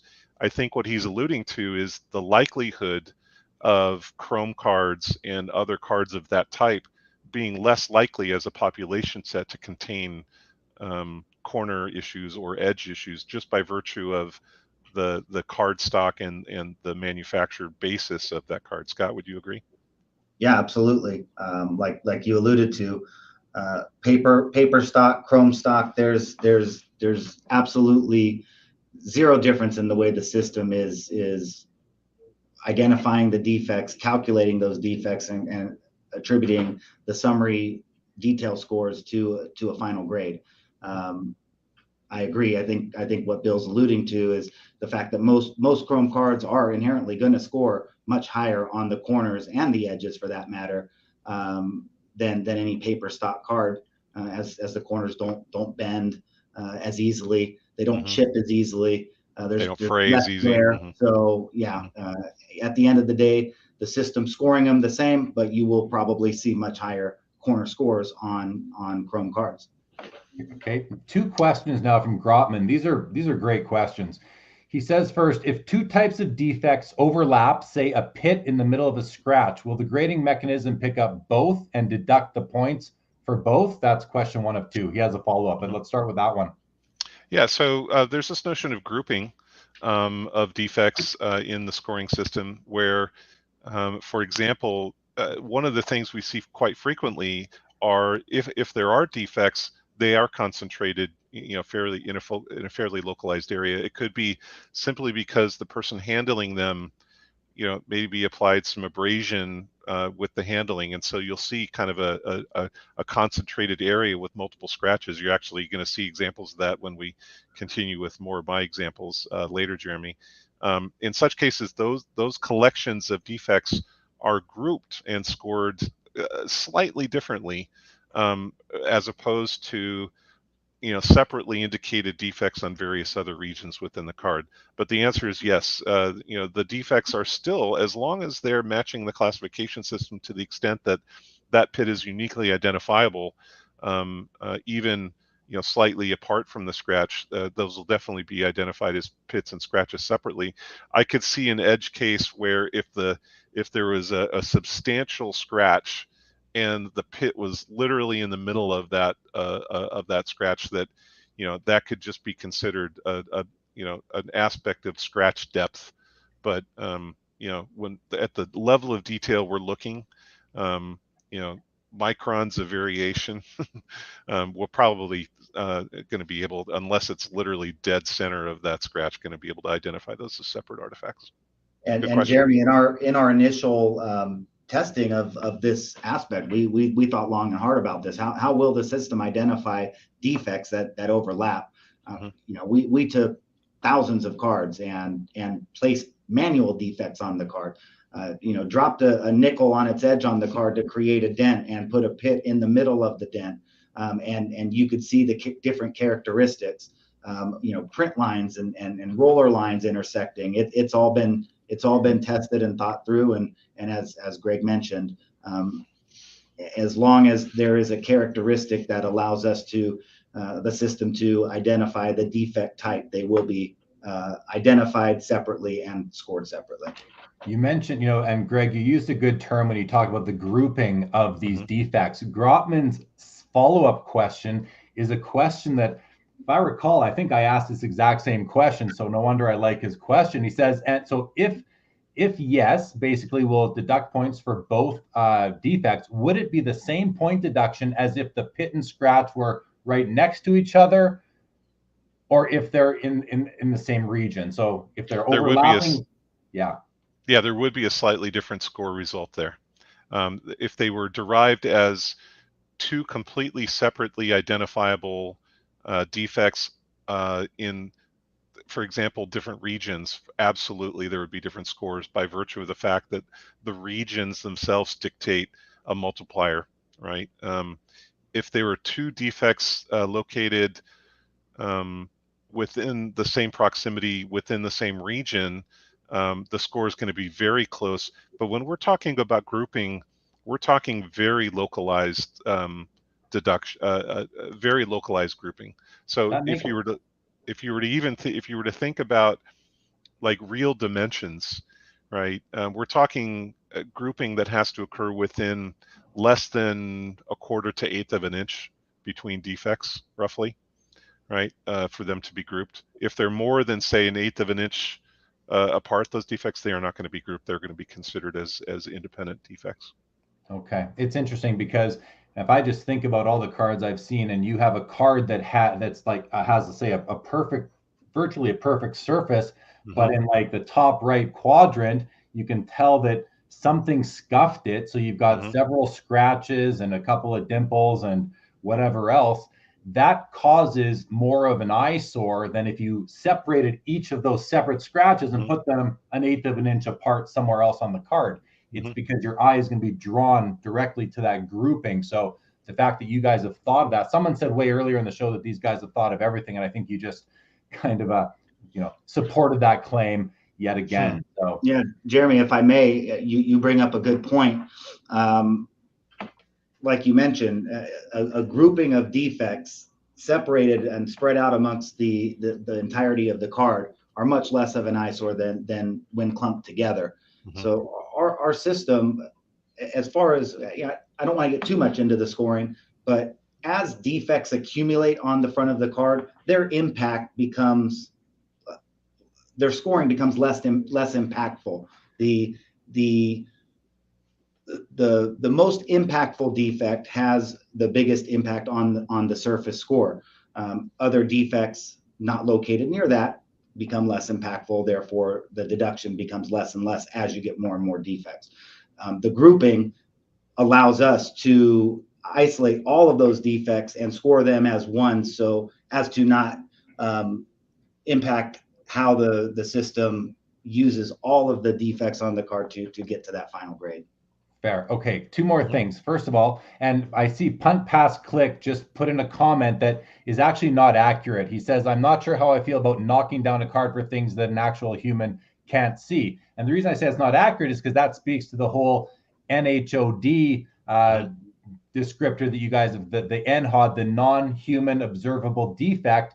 And so to Punt Pass Click, I think and you guys please correct me if I'm wrong, but if there's a non-human observable defect, the penalty on the score is much lower, if not nil, compared to one that a human can see. And before I let you comment on that, Lucky K says, at what magnification do you consider something to be a non-human observable defect?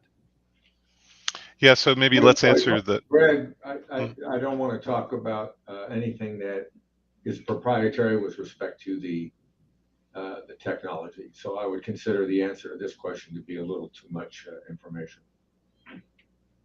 Yeah, I think we can answer the first part of the question, though, about the difference between NHODs relative to their impact on total card score.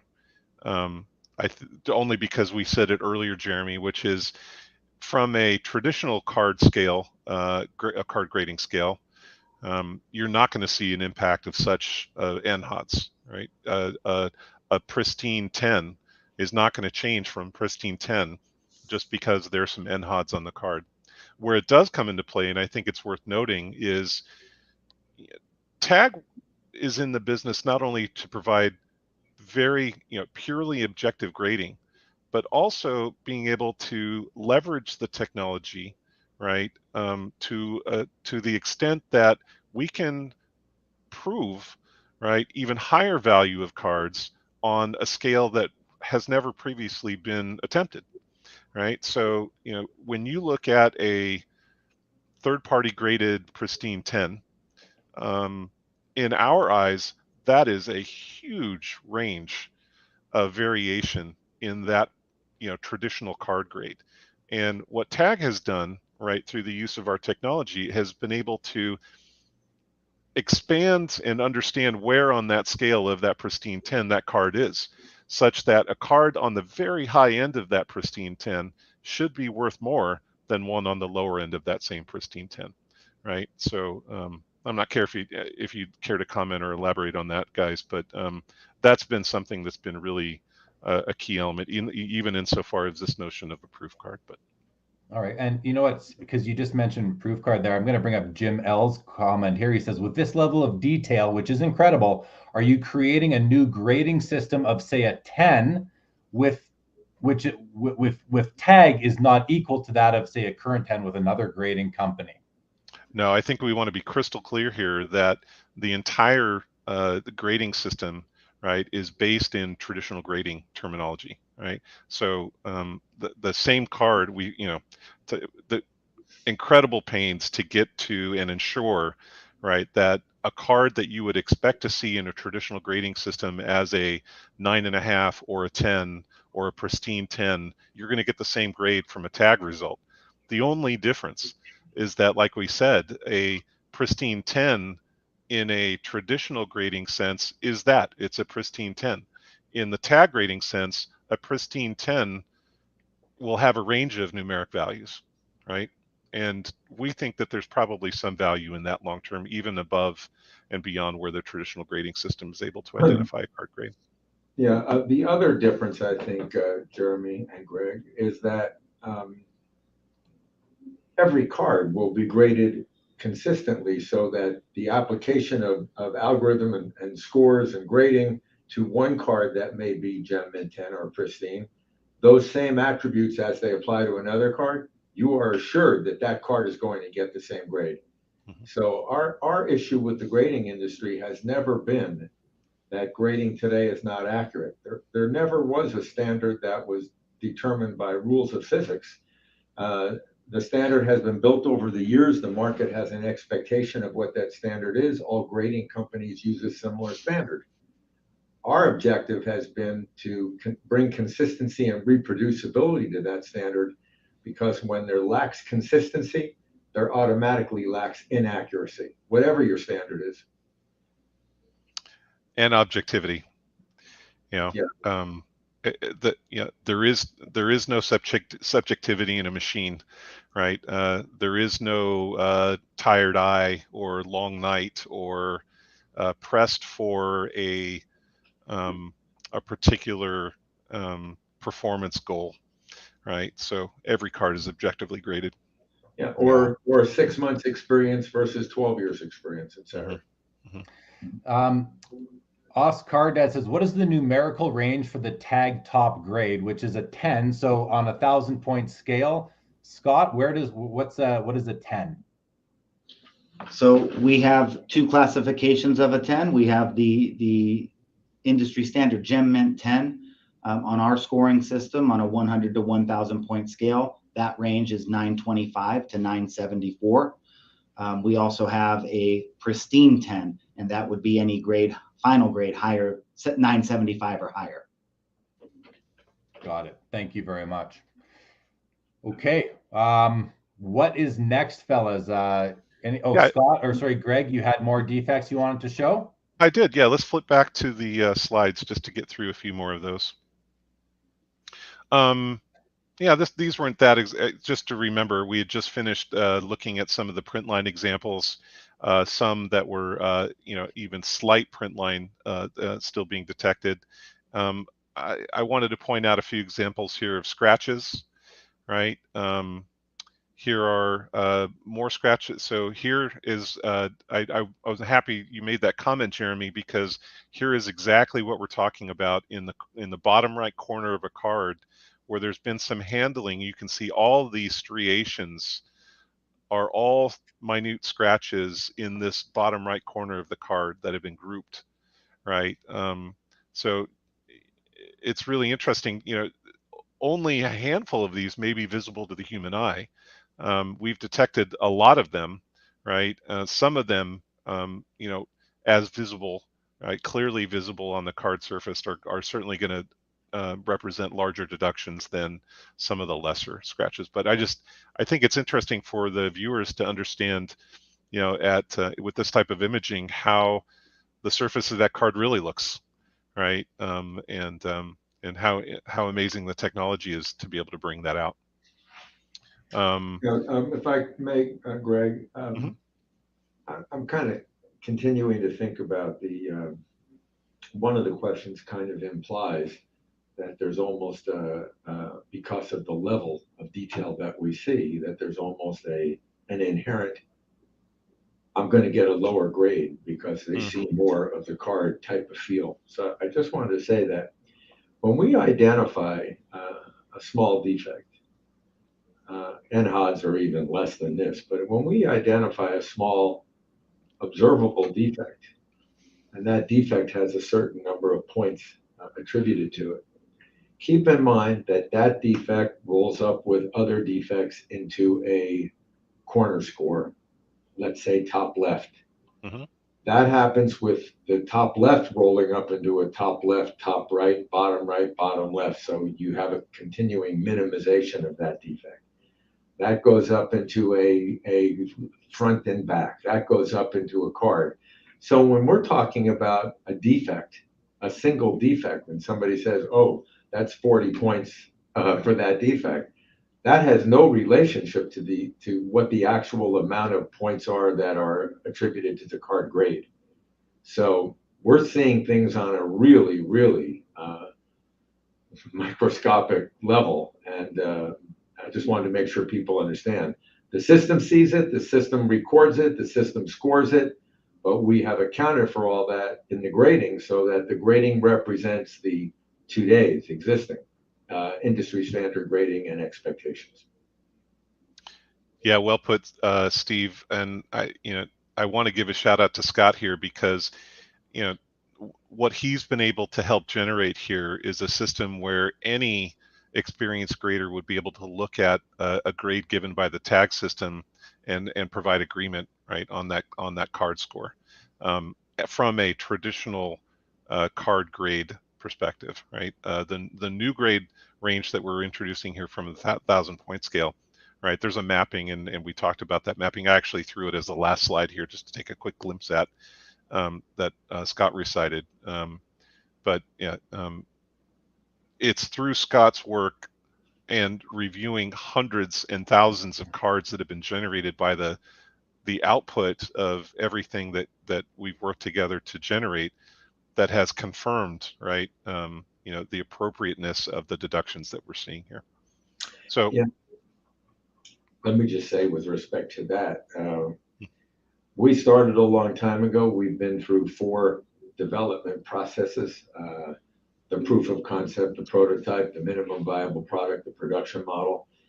And at each one of those steps, for each one of those deliverables, Scott graded thousands and tens of thousands of cards. So when Greg is saying that Scott has graded thousands of cards, that's on top of the thousands and thousands of cards that have gone on into developing all of these tools over the 8 to 10 years. So it's an enormous number of cards that he's looked at. Okay. Yeah, so why don't we just finish this out when we get to Q&A, Jeremy? So here's a good example of how a roller mark appears to our system, right? So this long vertical edge, a roller mark, if you're not familiar, is again a byproduct of the printing process, where most likely it's a roller bearing by which these sheets of printed card material have been transported. And if a bearing rolls, if a bearing seizes, right, then you can imagine what's occurring, right? That roller, right, is essentially making an indentation on the entire length of that card and every other card that was printed in that sheet. And then this card just so happens to also have a long scratch here on the left side. Just a quick comment. Maybe you can talk a little bit, Scott, about print defects and the representation of how these appear on a card surface. Yeah, so a print defect would just be a defect on a card where maybe the color wasn't applied appropriately. I'm not sure exactly how these end up on the cards. To be honest with you, with the printing processes they go through today, it would seem highly unlikely that color could get mixed in and there be an issue with that. Mm-hmm. This particular card, I don't know, Greg, if you put together the color version. I should have. Yeah, this is basically just a white print dot on the border of the card. And so the system identified this as a print defect and was scored appropriately based on the algorithms we have and impact rules for print defects. Yeah, the color one would add a lot more to this conversation. It's pretty easy to see on the screen here, maybe because I know it's there, but the color would add a lot to this conversation. Yeah, I should have added the color one. Sorry about that. But that was it for my side. I think the only other thing I just threw in here on the score matrix, because there was that question in terms of the 1,000-point range and how those map to the traditional card scoring ranges.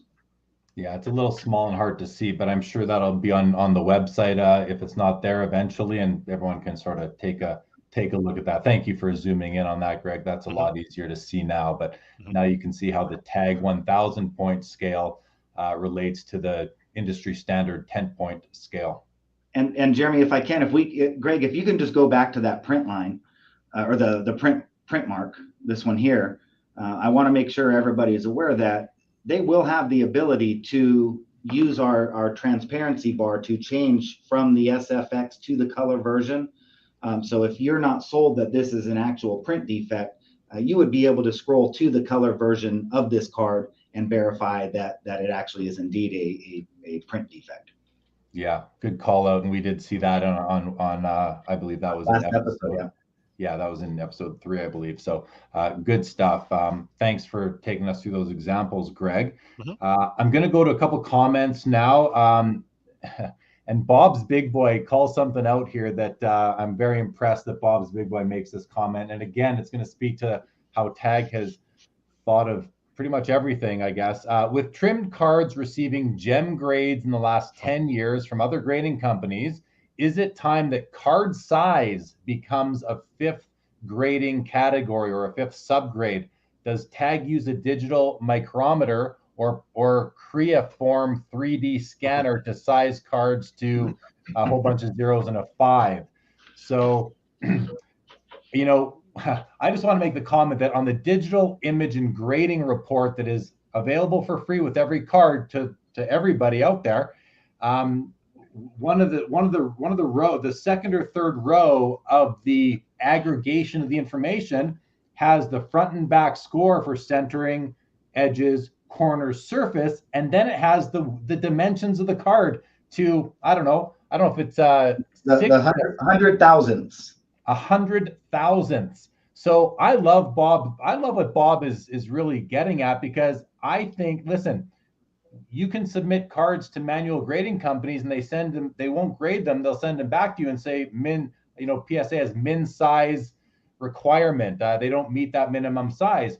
Well, it would be nice to know what it did measure out to, I suppose. And on the detailed image and grading report of every card with TAG, you can go watch the last episode. You'll see that on there. It tells you what the size is. So although I don't think it's printed on the slab, but it's available with each card on the digital image and grading report. I'll turn it over to you, Scott, Steve, Greg, if you have anything to add to that. I do. We're not going to go into any details about how we arrived by this, but we should be very clear in stating that we do provide trimming detection, right? A trimmed card is going to be flagged in the system, and an operator is going to be able to identify such cards in that verification step, and such cards won't be slabbed. So, Steve, you can probably comment to that. No, I agree. And I'd like to compliment the person on the last question, because we started quite a while ago saying that dimensions of a card are very important for a lot of reasons, trim being one. But you can differentiate. When you have a 1,000-point scale, you have the luxury of differentiating cards on a 1/1000th basis. And so we do agree dimension should be considered as part of the differentiation of a card. A true 3.5 by 2.5 is better than a 2.4996 by a 3.5105. Okay, appreciate that additional commentary. Let's go to Skeppy's comment here. He says, how does the system understand a pattern in a card, say a gold vinyl texture? How would the system know if the pattern consistency is correct and or discern a flaw? Yeah, we're getting into territory now where to be able to answer that question, I would be giving too much detail about how the system operates.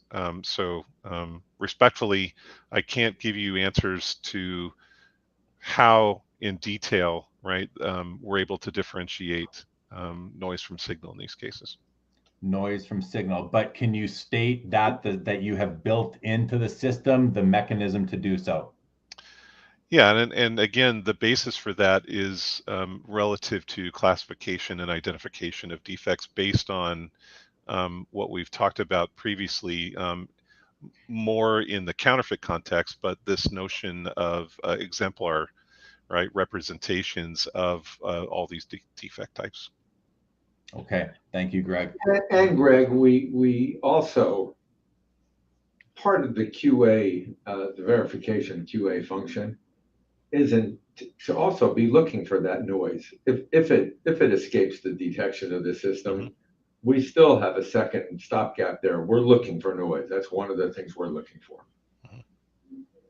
Okay, good. I'm going to go to, this is not to do with the system, but Baseball Card Curmudgeon says that Steve stated that the hobby is driven by purchasers of serialized higher end cards. I disagree.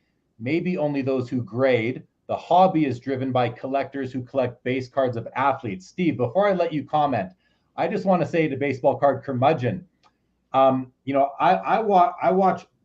to the LCS, I watch people open up packs of cards. I watch breakers open packs of cards. I see what's listed on what is shown on Facebook, Instagram, Twitter, YouTube. People skip by the base cards to look for the hit. I think that the hobby was built on set collecting, and the hobby was built on, filling up your binder pages with the full set. But nowadays, I mean, listen, I said on an Instagram story yesterday, set collecting is not dead. I collect sets myself. But is the hobby driven right now on people collecting base cards of athletes? I don't know if I can agree with that commentary. But nonetheless, baseball card curmudgeon was referring to something that Steve said. So Steve, I'll put the comment back on and see if you'd like to respond to it at all. In part, I agree that hobbyists play an important part in the hobby, and but you can't, in my opinion, you can't reconcile that what I believe is 0.082% of the cards are premium and ultra premium, and that you're taking 20 billion cards, and out of those 20 billion, 99.8% of those cards are common cards. That's not driving the hobby. And what's selling those cases and those boxes is the chance of getting that premium, ultra premium card. Let me also say that there's a reason why there are so many different sets. There are so many serialized cards. There's so many one of one. There's a reason why. As a matter of fact, one manufacturer literally told us their biggest challenge each year was figuring out how to come out with something new to sell cards. And the last point that I would make about this is that I don't know if this is different than a lot of other places, but in my years, I don't recall a situation where the highest end value literally determined every value that flowed from it. So as soon as you raise the value of a 10 on a card, you're raising the value of the 9, in my opinion. And it's not the value is unique to the 10. So because of that, when you have such a small percentage of the cards that are the premium, ultra premium cards, they become a huge value driver for all the other cards, as opposed to the reverse, where people are creating demand for 20 billion common cards, and that's raising the value of the cards. It's not bottom up, it's top down. I agree with that. I agree with that 98% of the time. There are when it comes to certain cards where you have a Wayne Gretzky rookie is a really good example, because you've only got 2 PSA 10s and then you've got 13,000 more copies. So the 10 is almost in this class of its own, and they sell so infrequently that if the price moves, it may or may not move the lower grades. I think in December of 2020 or 2020, when that card sold, we did see it pull up everything else. But as time goes by and you don't see sales of those cards, you're still seeing the movement of the lower grades, because it's just infrequent. But on a pure commodity card that has a more even distribution of cards that fall within each grade point, I absolutely agree with those comments, Steve. And I agree with what you just said, Jeremy, but let me add one proviso. Let's just say you have a card that's got a pop of 2 10s, and it's got 159s. I believe that if that 10 were to go from 1 million to 3 million, your suggestion is that the 9s may not move. My suggestion is that the public would look at all those 9s and start to say, I have a higher 9, you have a lower 9, and the people who believe their 9 is centered a little better, their 9 should have been a 9.5, but no 9.5 grade was offered. Those people are going to expect and get a higher value for their 9 than they would have got but for the 3 million sale on the 10. I think you're right. I agree, but the 1,000-point system deals with that issue. Yeah, and you're 100% correct about that. And there are services in the manual grading hobby and that are unrelated to the grading companies themselves that apply their special eye appeal designation to discern between a high-end 9 and an average 9 and a low-end 9. So I definitely agree with that comment there. If you look at a high-end auction catalog, you'd be hard pressed to find a card, let's say an 8, where the description does not say, this is among the best 8s we've ever seen. This is the highest eye appeal 9 I've ever seen. Yeah. They're trying to differentiate for you what the grader's unable to differentiate. Right.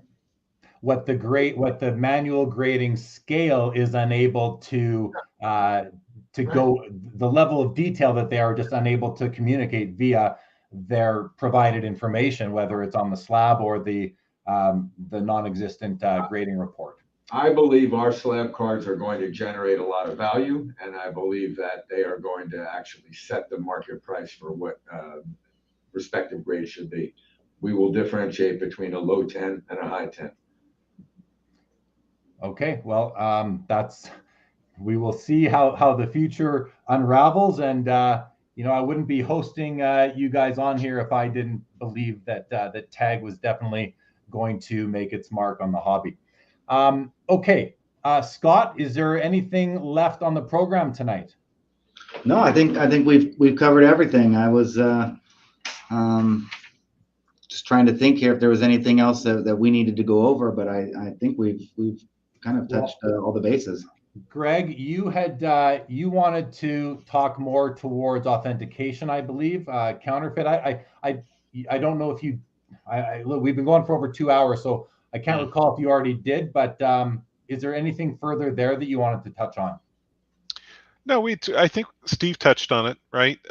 There's a component of the system that needs to consider and will continue to develop methods for identifying counterfeit, right? There's a component there that I think we should make clear, right?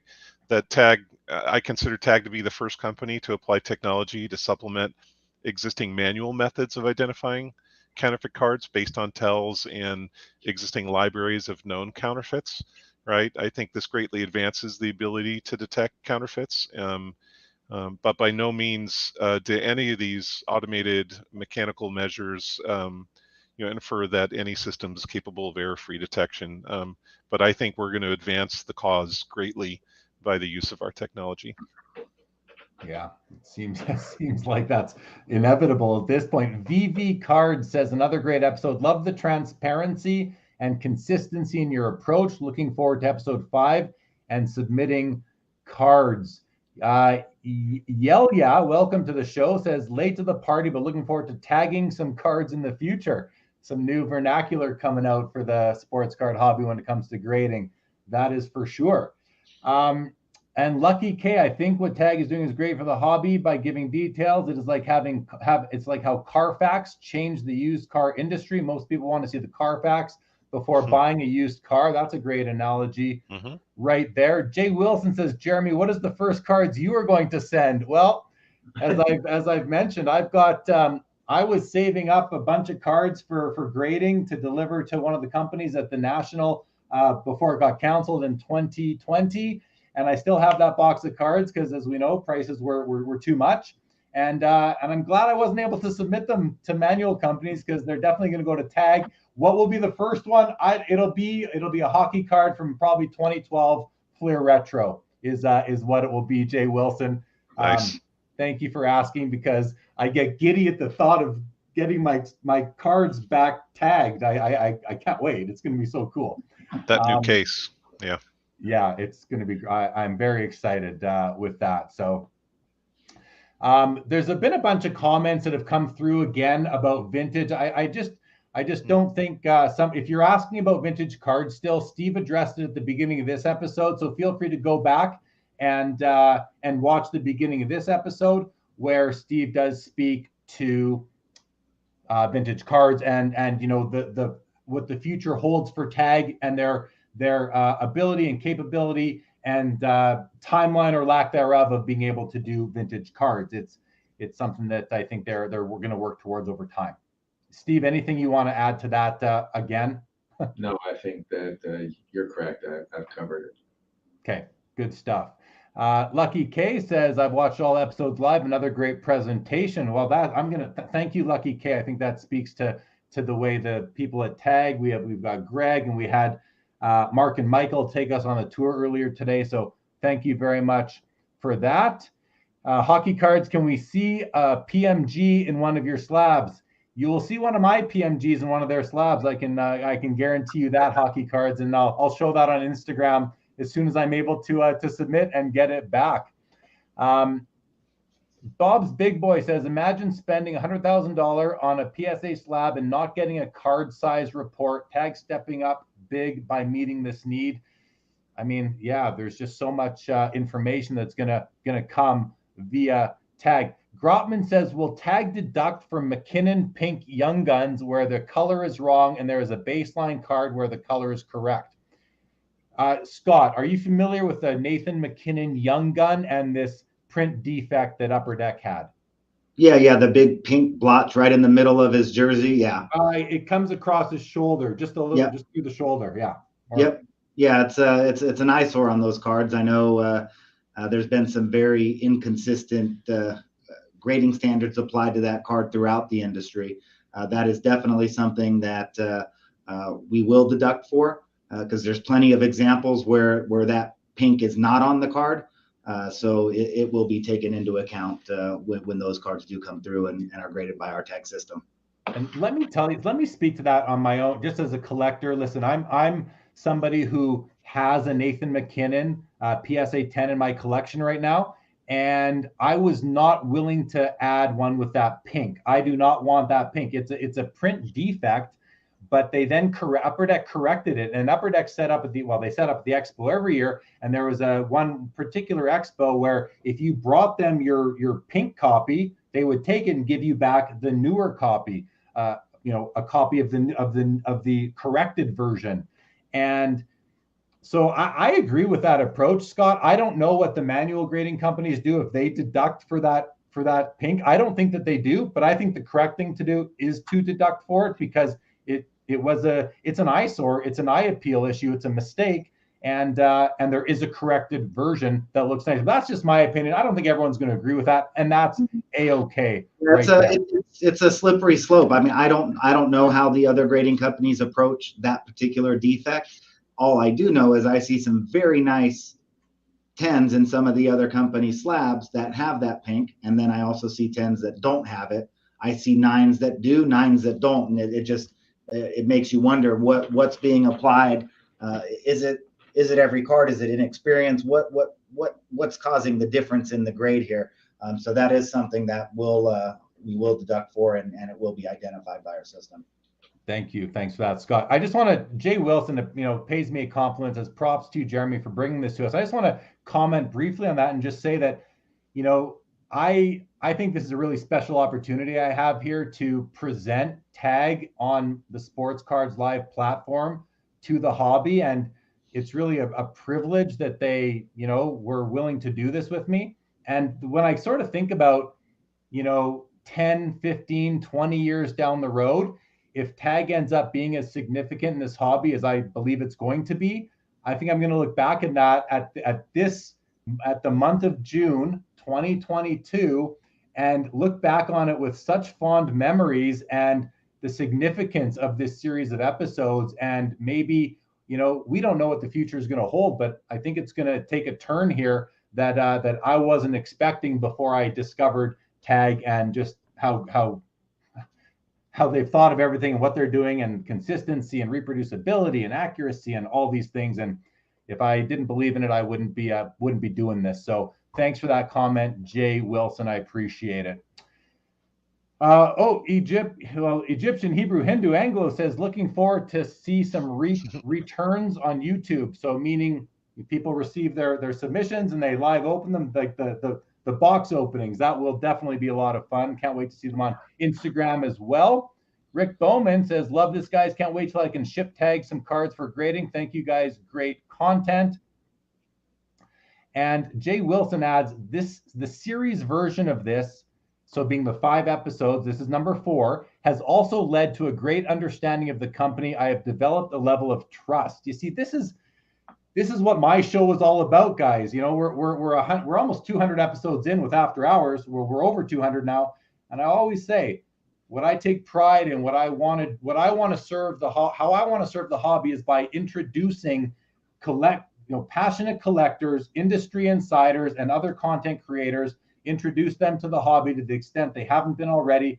Give a glimpse into people, because business is relationships. Relationships are built on trust, and if you have these things, I think you're going to be more comfortable. And Tag, listen, I was there. It's a great organization from what I've seen. Definitely. Grotman says, want to thank all the Tag guys for their time. This has been the coolest hobby tech related thing I've ever seen in the last 20 years.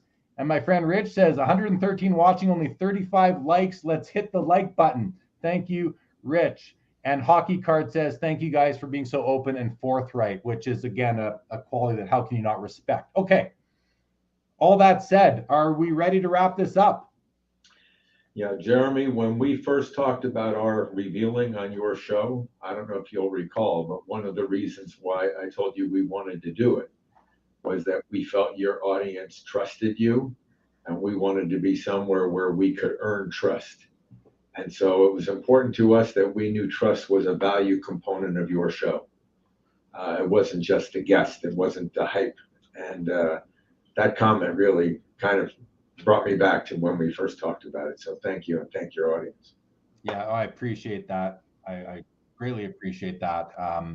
Well, thank you. And let me offer an ending comment for us, if I may. Please. We have few people, and it doesn't take a lot of people. It takes committed people who are devoted to a common goal, who reach for the stars, who don't know how to say this can't be done. It's a remarkable group. They've developed a culture that is very accomplish oriented. Greg has played a very large role in that. DevBlock itself, for those who need development assistance on projects that are unrelated to the card grading industry, these people, they know how to get involved, and they know how to understand the business need as well as the technical need. So we've had Gary up there, and Yoy, and Greg, and Carl, and Ben, and James. And it's a remarkable group. We've had a lot of developers, and we thank all of them. We've had no turnover. Our company, we've not lost anybody. We've been doing this for years. That's a very important element of accomplishing the things we accomplish. It's few people who carry a lot of information, and everybody becomes critical, and we just appreciate them so much. Just wanted to say thank you to all, and I wanted to tell our one missing warrior tonight that he was greatly missed, and I hope that he feels everybody here did right by him. Okay, very nice, Steve. Thank you for that. I'm going to give Scott and Greg an opportunity to just thank the audience again, but I have to bring up Skeppy's comment here. I trust Jay Lee, that's me, except for the topic of Ken. And my buddy Joe has told me how to say his last name 100 times, whether it's Stabler, Stabler. What is it, guys? How do you say his last name? Stabler? Greg, I can't hear you. Stabler. Stabler, thank you. Yeah, Skeppy, I wouldn't trust me on Ken Stabler either, and I'm going to try to remember how to say that. Lucky K, a great reminder here, everyone. Have a good evening. Happy Father's Day to all of us fathers out there. That is tomorrow. I just want to mention that the episode 5 was originally scheduled for next Saturday. We are rescheduling that because of the one of the members is ill, and so we are going to be rescheduling episode 5. So just if you're following me on Instagram, my Instagram is on the ticker right now. Watch the channel. You'll see when I kind of create the broadcast and push it out to YouTube. You will see when that is going to happen. Reminder, tomorrow on Collectible Live, we're going live at 6 p.m. Eastern on the Sports Cards Live channel. My guest will be Gerard Starkey of Sports Authentication Authority Services. He's also one of the biggest Michael Jordan memorabilia collectors in the world, so he'll have some great stories to tell. I'd like to thank channel sponsors Pristine Auction, Center Stage App, and of course TradeSafe. Not truly a sponsor because I'm a partner, but want to thank TradeSafe for what they and we are bringing to the hobby. All right, I think we're good.